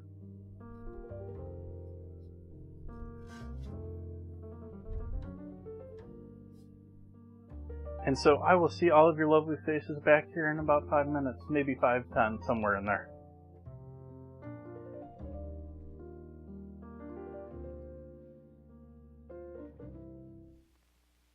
Hello, may I come in? I am Chef Boyardee. Perhaps you have seen my picture on Chef Boyardee products at your grocer's. Today I want to tell you about a wonderful dinner for three. A dinner that only costs about 15 cents a serving. It's my own Chef Boyardee spaghetti dinner with meat sauce or mushroom sauce. It all comes in one carton. A full half pound of tender, quick cooking spaghetti, 10 full ounces of rich, tasty sauce, and to top it off, a whole can of zippy grated cheese. A wonderful food. So ask your grocer for Chef Boyardee spaghetti dinner with meat or mushroom sauce, won't you? And look for other Chef Boyardee's products. They're also delicious, they're also nourishing, and they help keep the cost of your meals down. Chef Boyardee's products are at best grocers. Ask for Chef Boyardee's spaghetti dinner. Only about 15 cents a serving. Yes, sir. If you want real entertainment, the best place to find it is in front of a General Electric Black Daylight Big-as-Life television set. Sports, comedy, drama, news, music. Yes, they're all yours, merely at the turn of a dial. This model has a big 16-inch black rectangular tube that lets you see everything that the camera sees, true to life and as big as life. Sparkling contrast and sharp focus give you pictures of such clarity that you feel you're right there on the scene. The cabinet, designed and constructed by America's leading cabinet makers, fits gracefully into any type of room. Genuine mahogany veneers, hand-rubbed for lasting beauty and durability, are just one example of the painstaking attention to every detail, which makes this cabinet one that you'll be proud to have in your home. The precision engineering and careful assembly techniques used in making this General Electric black daylight television set are your assurance of television at its finest. See it in operation at your General Electric dealers tomorrow. And when you see it, well, you'll know that you're seeing the best. What are you doing here? You ought to be outside with the rest of the kids. This is where Thanksgiving really begins, isn't it, Edgar? Well, now, if you're referring to the aroma of roast turkey, I concur. No, Ray, I was talking about the kitchen. It looks like a real center of hospitality. Did you say hospitality? Uh-huh. That's one thing we're always prepared for around here. Help yourself. Wouldn't this be a good time for you and your guests to have Coca-Cola, too? Yes, and Coca-Cola is so delicious, so refreshing, so tempting to any guest when you bring out those familiar bottles with tiny beads of moisture running down their frosty sides, assuring you that the Coke inside is really ice cold. And the good, the gracious, the friendly homes of America are always prepared for hospitality, not only on Thanksgiving Day, but every day, all the year around, no matter who comes to call or who happens to drop in. And one of the easiest, simplest, and surest ways in the world to be prepared for hospitality is to have plenty of Coca-Cola in your refrigerator, ice cold and ready to serve all the time. It's a wonderful way to say to folks, so glad you came. Welcome anytime. Right alone, the San Francisco treat. Right alone, everybody's got the beat. Started out where cable cars play this song. Not right at home because very long. Right alone, the San Francisco treat. From San Francisco, famous for food, comes Rice-A-Roni, the exciting new side dish. Here at last is a welcome change, a change from potatoes. Now you can serve Rice-A-Roni, a delicious side dish with meat, chicken, or fish. And you make Rice-A-Roni in minutes. Everything's right in the box. A packet of soup base, rice, and vermicelli that you brown in butter. Add the special herb-flavored broth, and in minutes, Rice-A-Roni. Fluffy, fragrant. A wonderful change from potatoes. Rice-A-Roni, the San Francisco treat. You are now looking at a slice of bread being spread with creamy-style Skippy peanut butter, as only Mary Ellen can spread it. All right, now, as you look at that, don't want you to leave me, because I want to show you something, believe it or not, that a lot of people like even better. Suppose we were to take some fresh roasted peanuts here, and like Mary Ellen has been doing all evening, and putting them in a nut chopper here. Give a couple more little chugs, will you, please? Mm-hmm. I think that'll do it just fine. Now you find in there some just tiny little golden nuggets of roasted peanuts, and they are colossal. Now, I want to try something here. Suppose we were to take these, now let me try an experiment, do you mind, honey? And we'd sprinkle them over the creamy-style Skippy. Say, how is that, huh? Ooh, that looks good. It does look good. All I did that for was to tell you that you can get that and enjoy it anytime you want. You won't have to go through any chopping process either, because the Skippy people do that for you in chunk style. That's done for you up in the factory. Now, chunk style, you see, has sprinkled all through it very generously through the entire jar those golden little nuggets that you saw there, just about like that. So that's already done for you there. Now, of course, either style, whether it's cream or chunky, if you get Skippy, you are getting the peanut butter that stays fresh right down to the last spoonful in the jar. And so I make it very simple again. I want you to know that this is an honest fact. If you like peanuts, you'll like Skippy.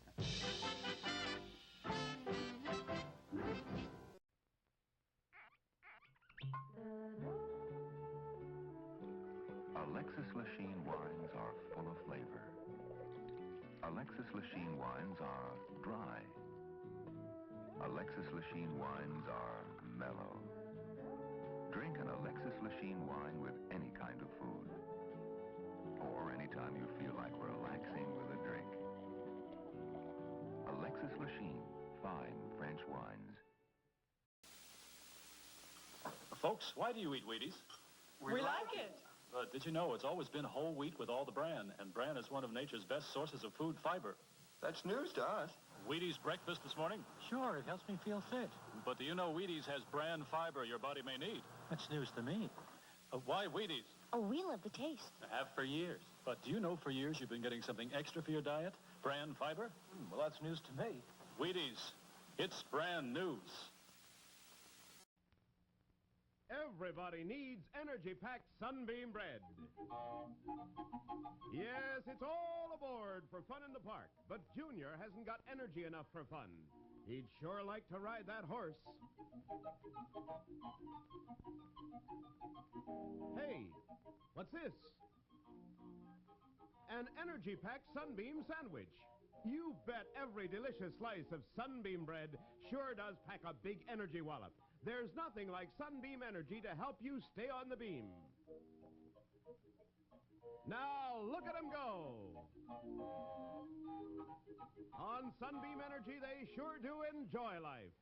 Everybody needs the kind of real zip and zing pep that delicious Sunbeam bread gives you. Yes, stay on the beam with energy-packed Sunbeam bread. All day long, eat Sunbeam bread and renew energy as you burn it up. Eat delicious Sunbeam bread.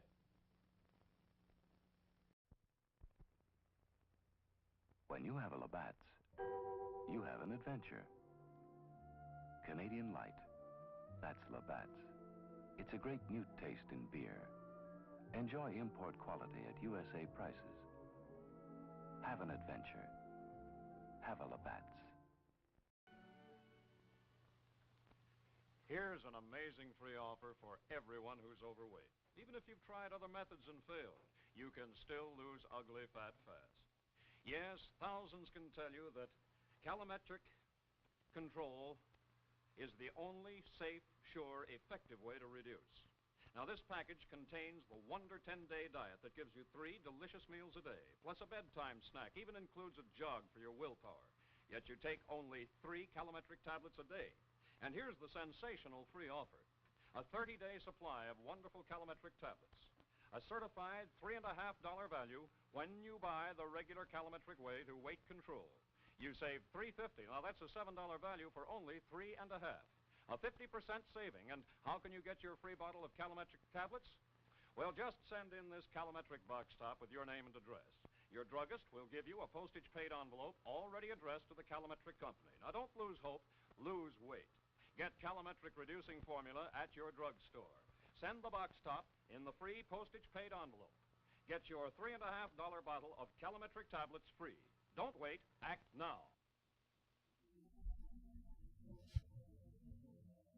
Welcome back.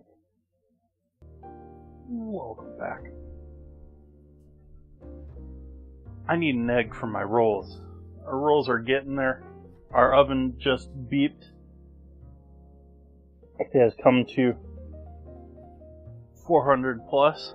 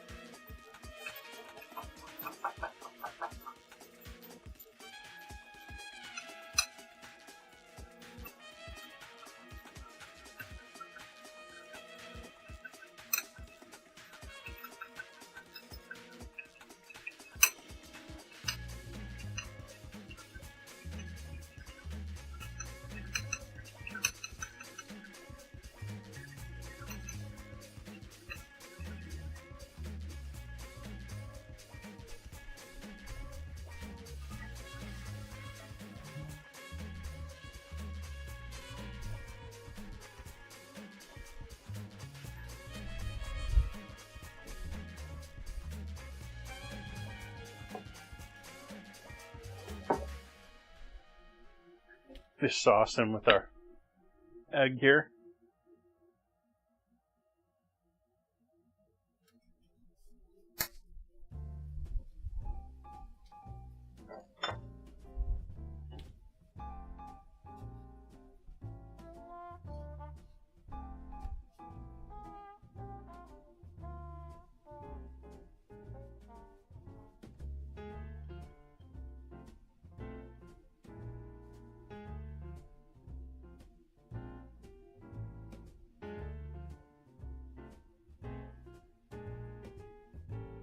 It's best if you can add a drop of dairy in there, whatever form you have around. I don't have any dairy right now, so I'm not doing that.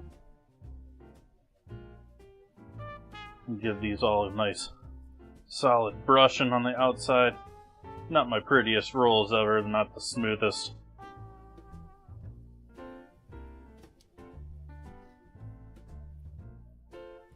I should have allowed them a mid-proof before I shaped, because I needed it so much.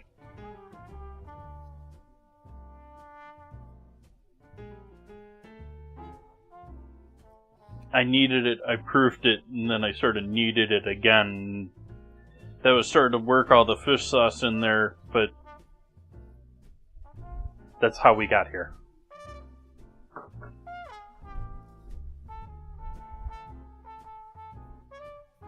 So, into the oven.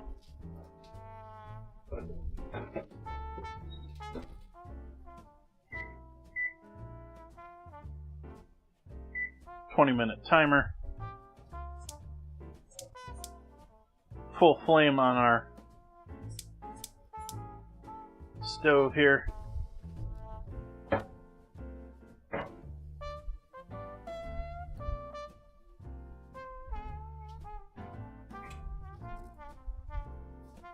Let's see if I can't quick grab.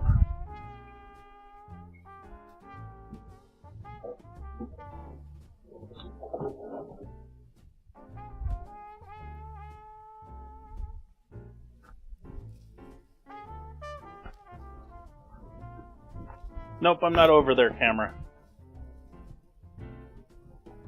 Over here.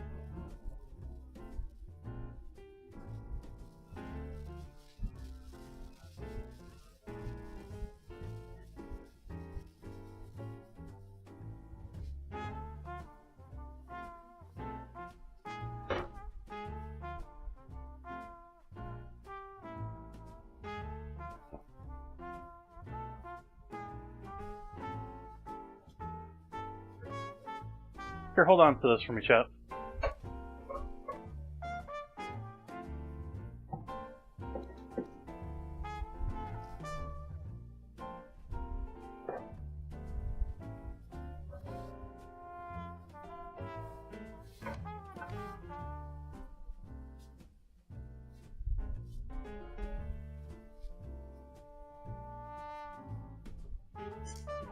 Sunflower oil.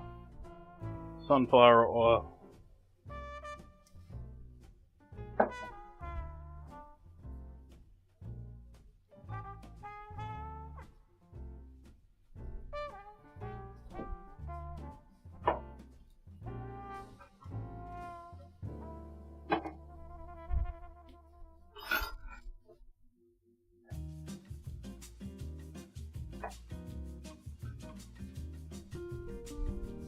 Butter. Butter.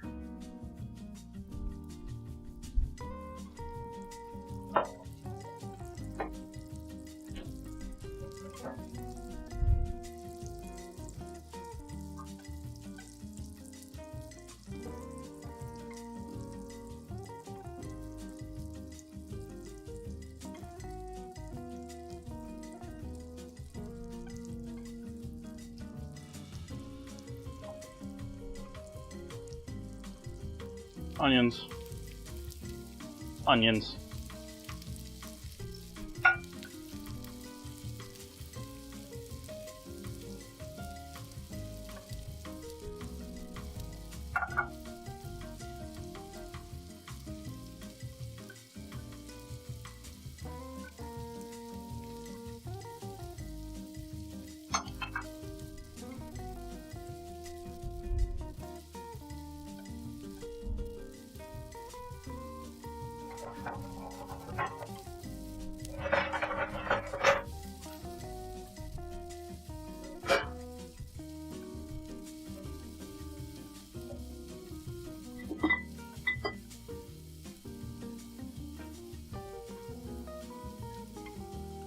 Salt on both.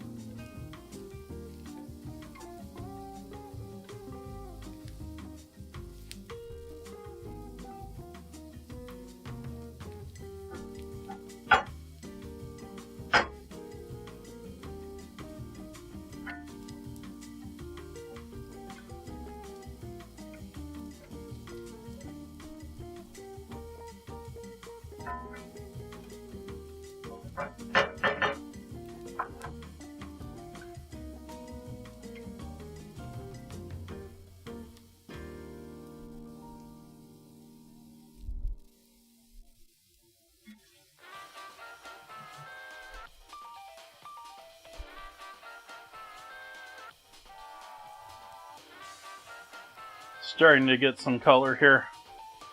Going in with the carrots.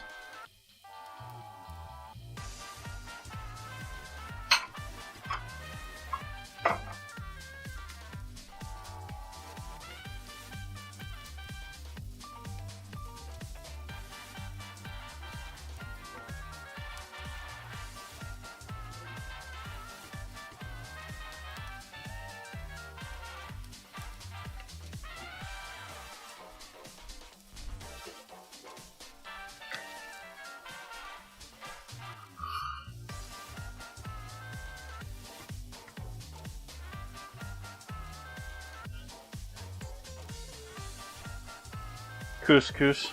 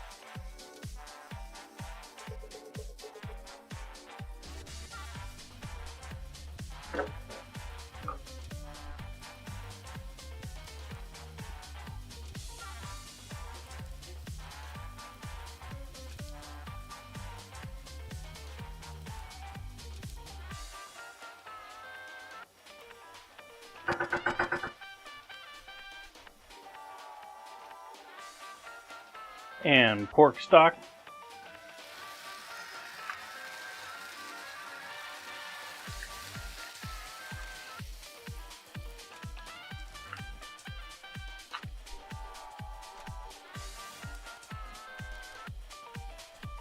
Heat off on the onions on the other side.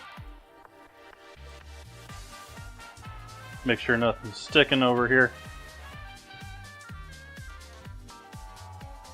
Let that come up to a boil. Over here, we are going to remove the onions temporarily.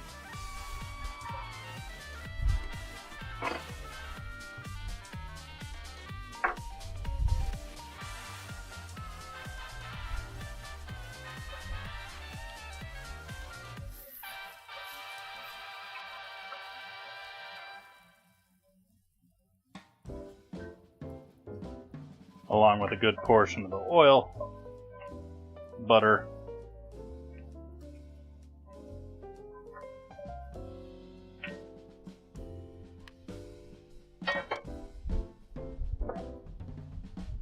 wipe down so we don't get a flame over.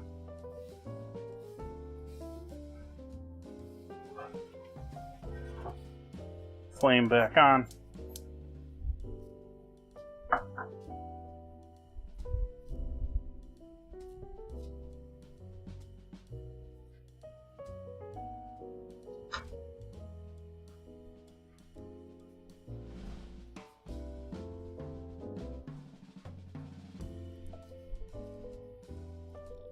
Ground the beef.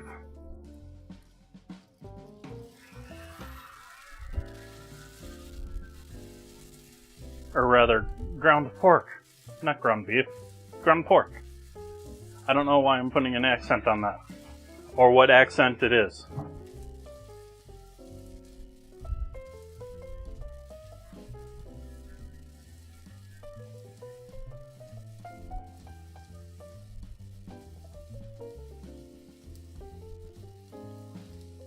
Hey, Bino.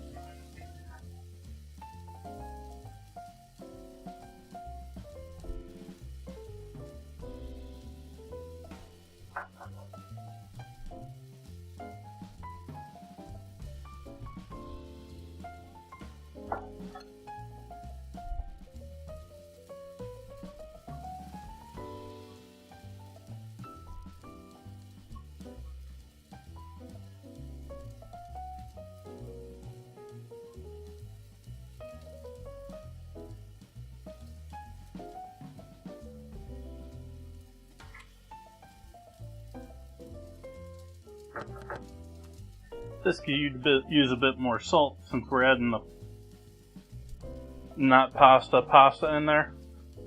And the carrots didn't get any seasoning along with them, so doing that up there.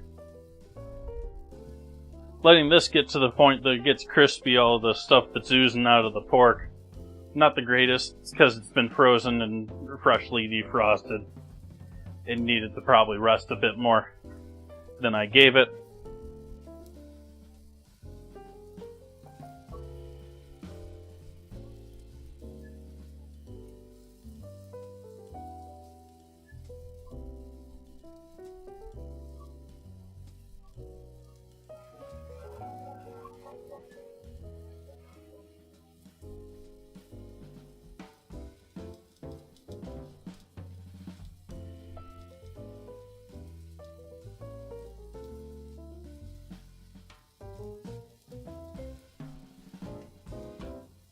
The more I break up the pork, the less likely I'm going to get any sort of nice searing, any nice browning Maillard reaction to it.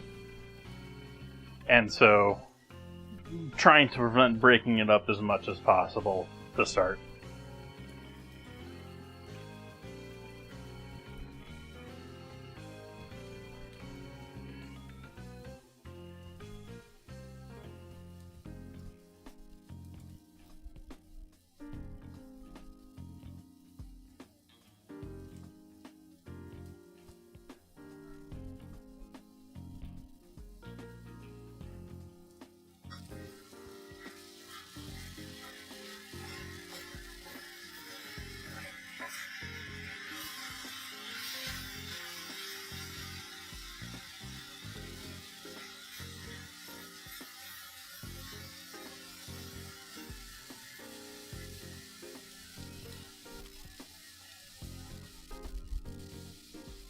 This is also very lean pork. If you remember from the pig that I broke down, this is primarily ham or back leg meat and I didn't have a ton of fat to mix in with that.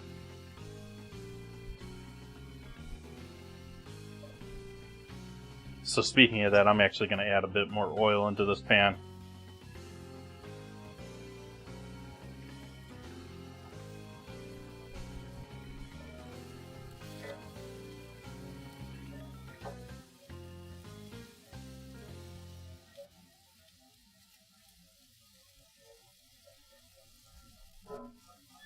Go ahead and add our onions back in there.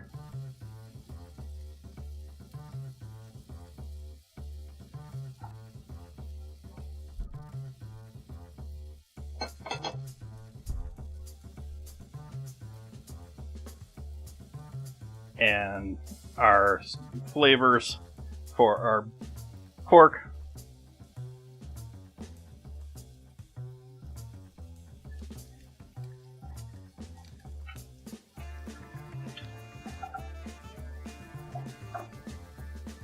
Fish sauce, the lemon, a little bit of stock.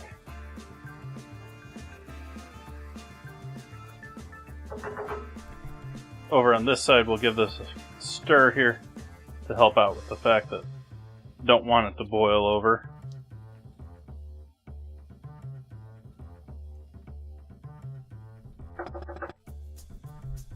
Make sure it does come to a full boil though, not just boiling in one area. Like you notice, like this half of the pan, maybe this 60% of the pan is boiling pretty rapidly. There ain't nothing going on over here.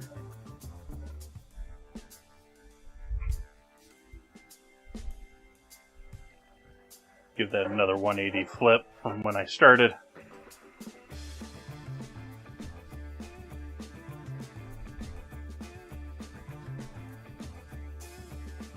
And no, all of a sudden it starts boiling over here now. And slowing down over here.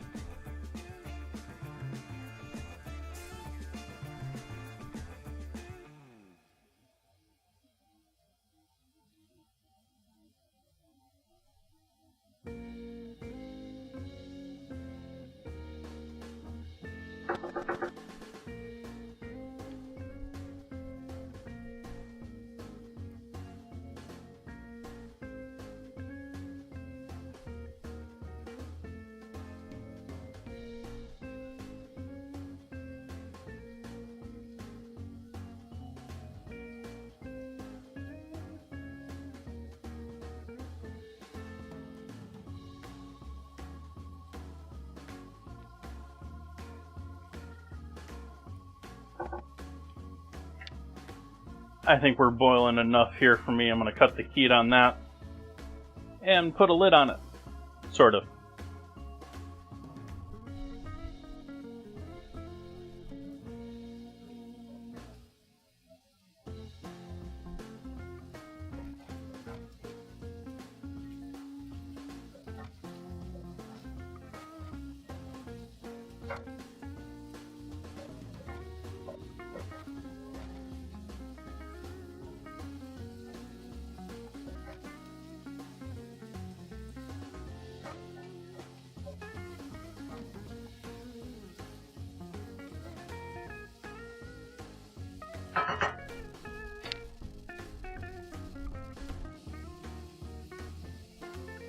And cut the heat on that now and just let that sit.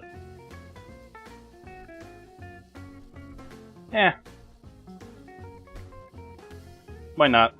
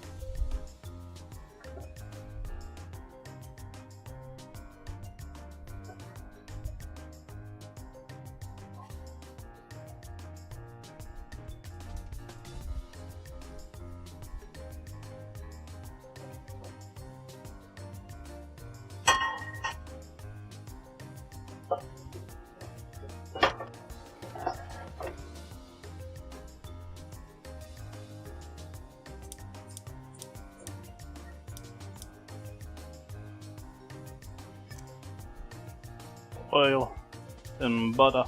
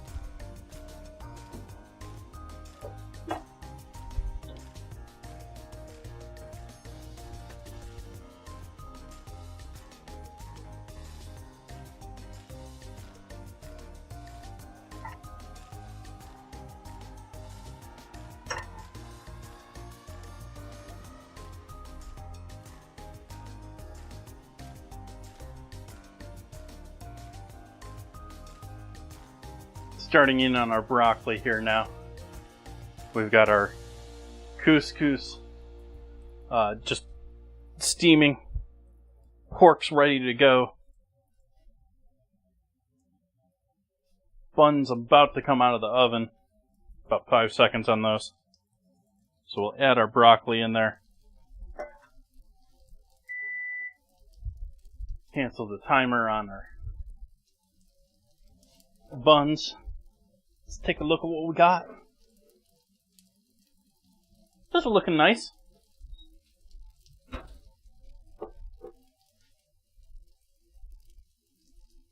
little lighter than I expected, but I'm not going to cook them heavier. I don't think... Yeah, bottoms aren't going to... They're not going to take a ton more.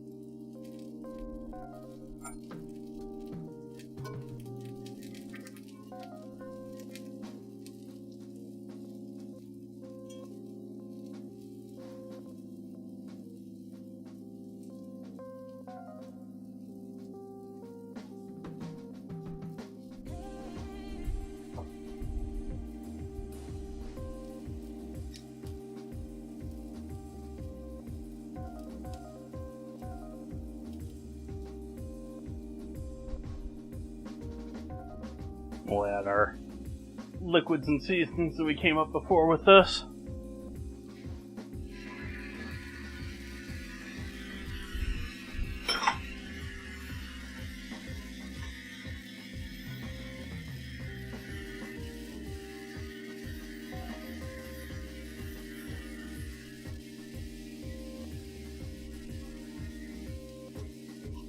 Heat off on that and hope that that'll finish out our steaming and dry up in the pan.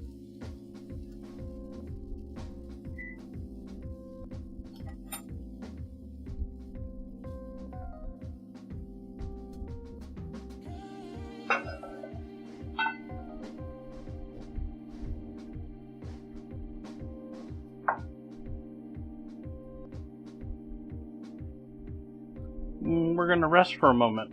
We got about 4 minutes on that couscous.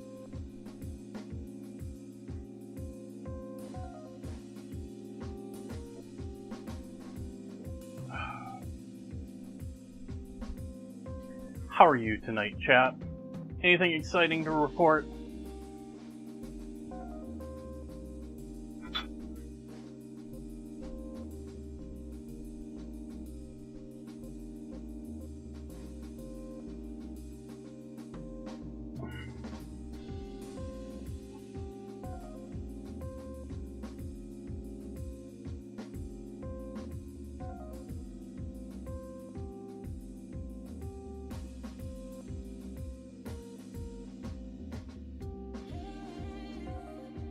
Oh, that's where the WebSocket stuff is.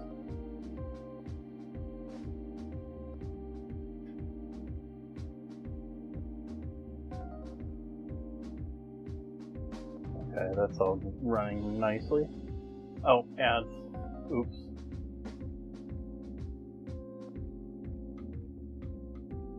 Ugh, that's rough, Soph.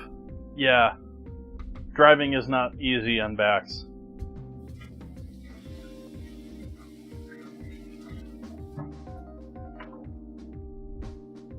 It's sort of surprising, like, they wouldn't do better by that at this point. Like, for all of the advanced car seat tech. Your back's sore if you're driving an hour or two. Or longer. I don't have experience with one of the air ride, bouncy truck seats, how that works over a couple of hours. I gotta imagine that's a lot better, but still, I doubt that's a perfect situation either.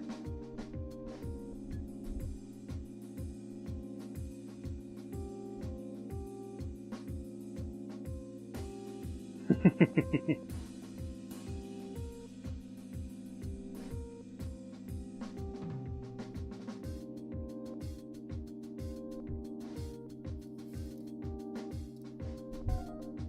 we got for our bottoms on our rolls.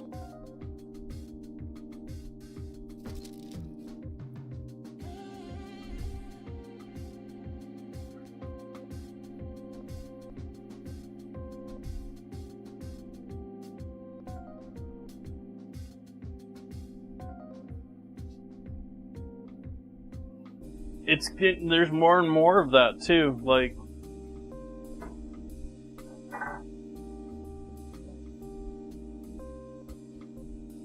there's companies that are just doing buku bucks that are making all of the tools that you would imagine in like a full-on machine shop, but for people that are working out of the back of a truck these days. Like, the shop is becoming more and more mobile, especially for big commercial stuff.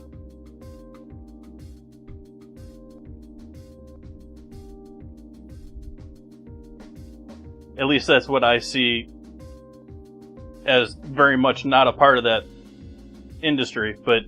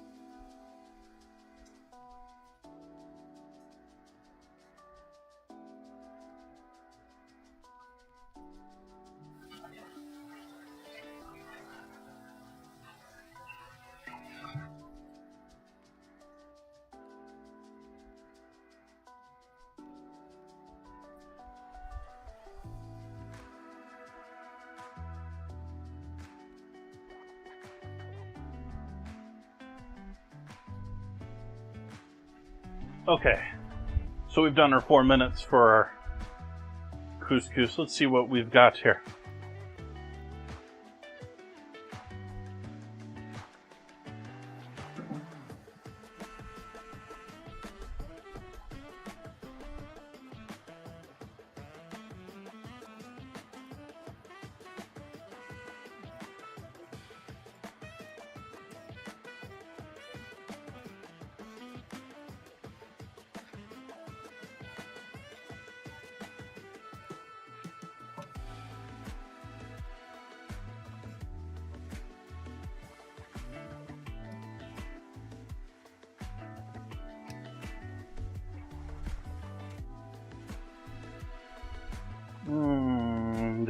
Decisions.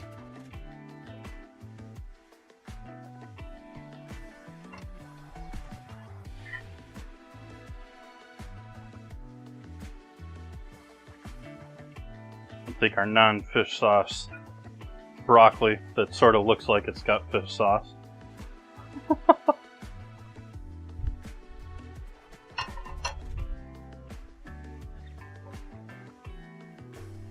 Add some of our fish sauce.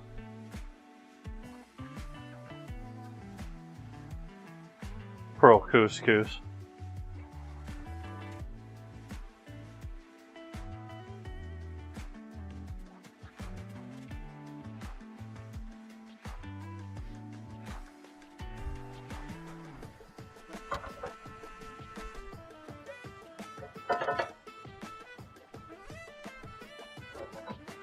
Lastly, we'll layer some of our fish sauce pork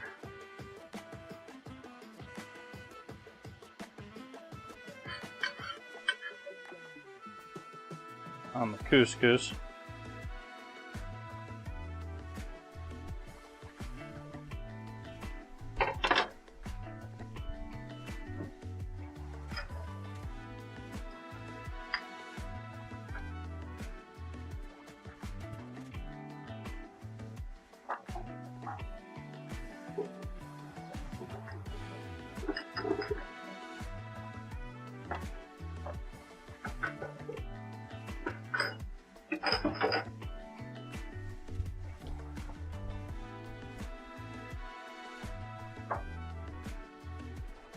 And then freeze-dried cilantro over the top.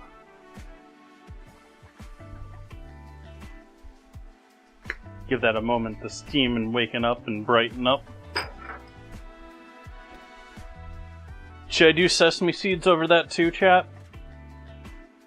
What do you think, folks?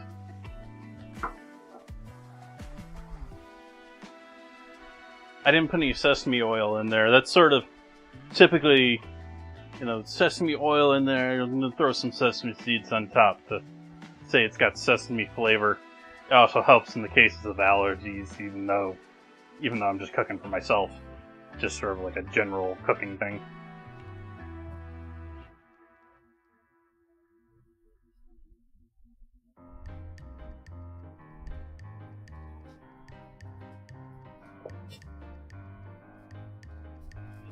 And then we have our fish sauce caramel up there at the top.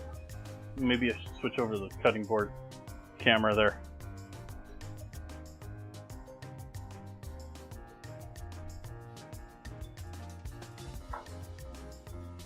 Let's see how the caramel cuts up here first before we get into wrapping things up. Let's get a photo with it together.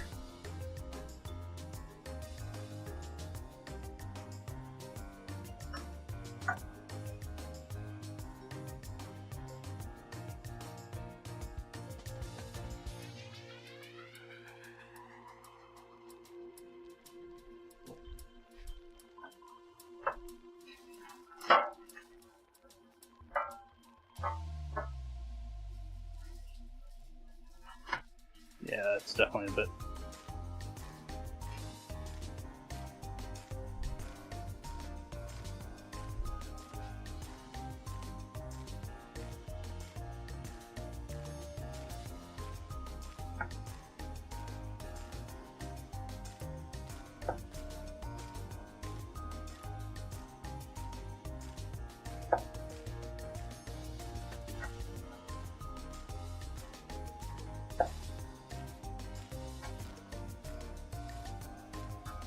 Maybe should have waited just out of the fridge. Like, once I had done it and it started cracking, I was sort of committed.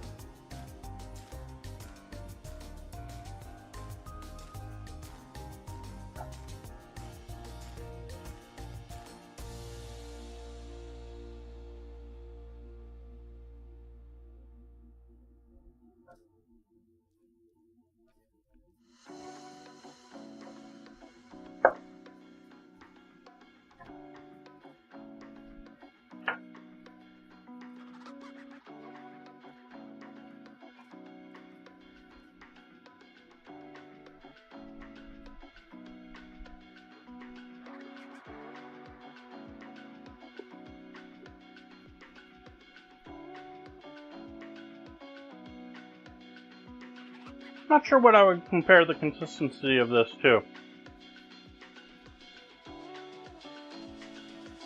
This totally works, by the way, Chop.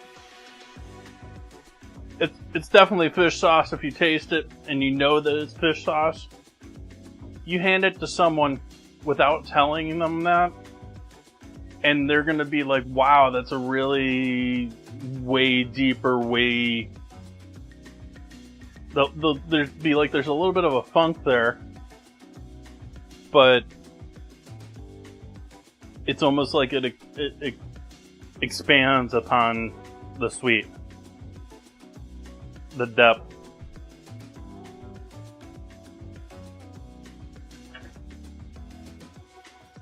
So I'm going to go ahead.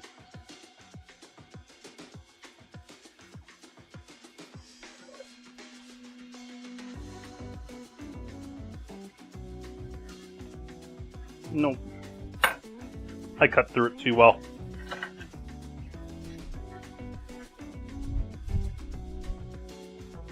There's still parchment here somewhere. Probably stuck to them.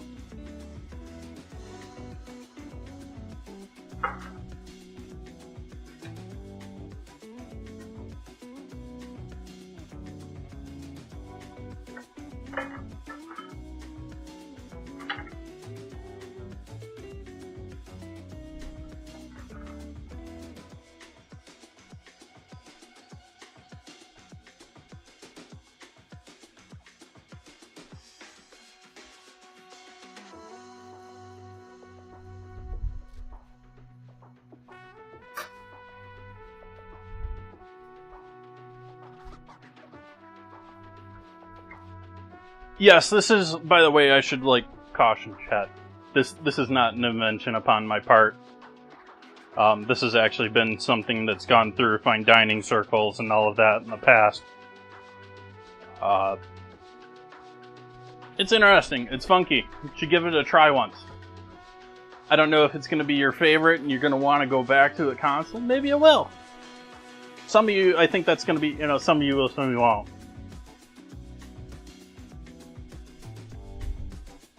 Depends if you like that more funky, fruity, chocolatey type area.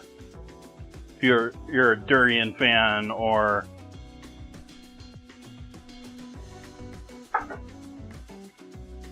but then we got the star of the show tonight.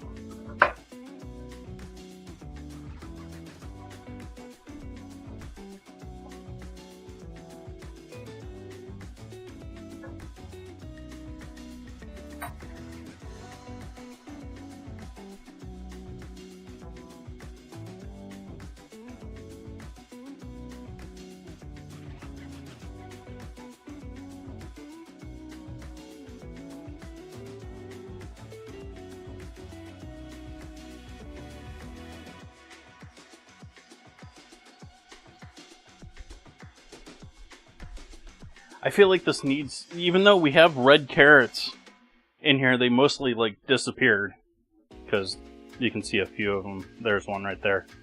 But this needs some red, whether it's peppers or whatever.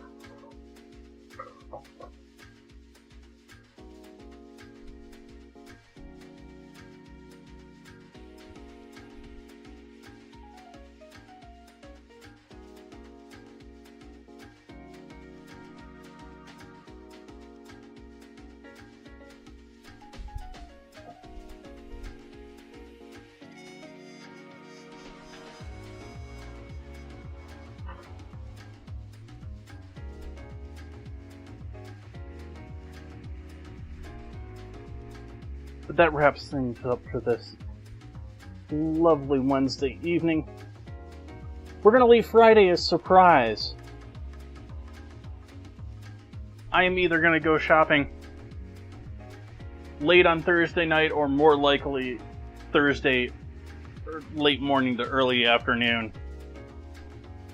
And go out, hit up the warehouse store, hit up the restaurant supply store, see what I can find, see what's awesome and on sale. It's Friday. Maybe we'll do some seafood if it's Friday. But whatever catches my fancy is going to happen. That is not in any way a commitment. And that also goes into Sunday. I am very much thinking Sunday I am going to do 1/3 of that pork shoulder and do burritos. I've got refried beans that have been hanging out here that I should use up. And we can do rice, it's perfect time to do salsa. So Sunday, probably gonna be burritos. Not even sure what type of burritos. I'm sort of thinking El Pastor. But the problem with doing El Pastor is then I have to plan out the whole shoulder for El Pastor type dishes.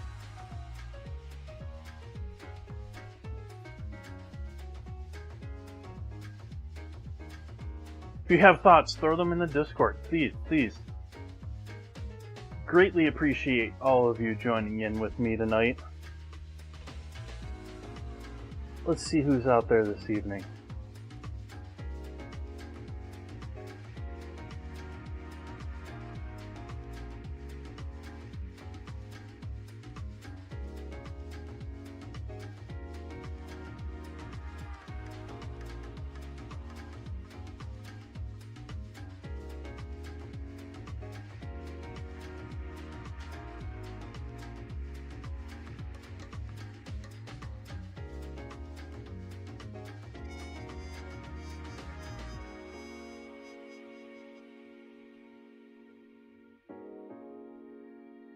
I think I'm just going to leave it there for tonight. Greatly appreciate you joining in once again. Have a great finish to your week. Good night.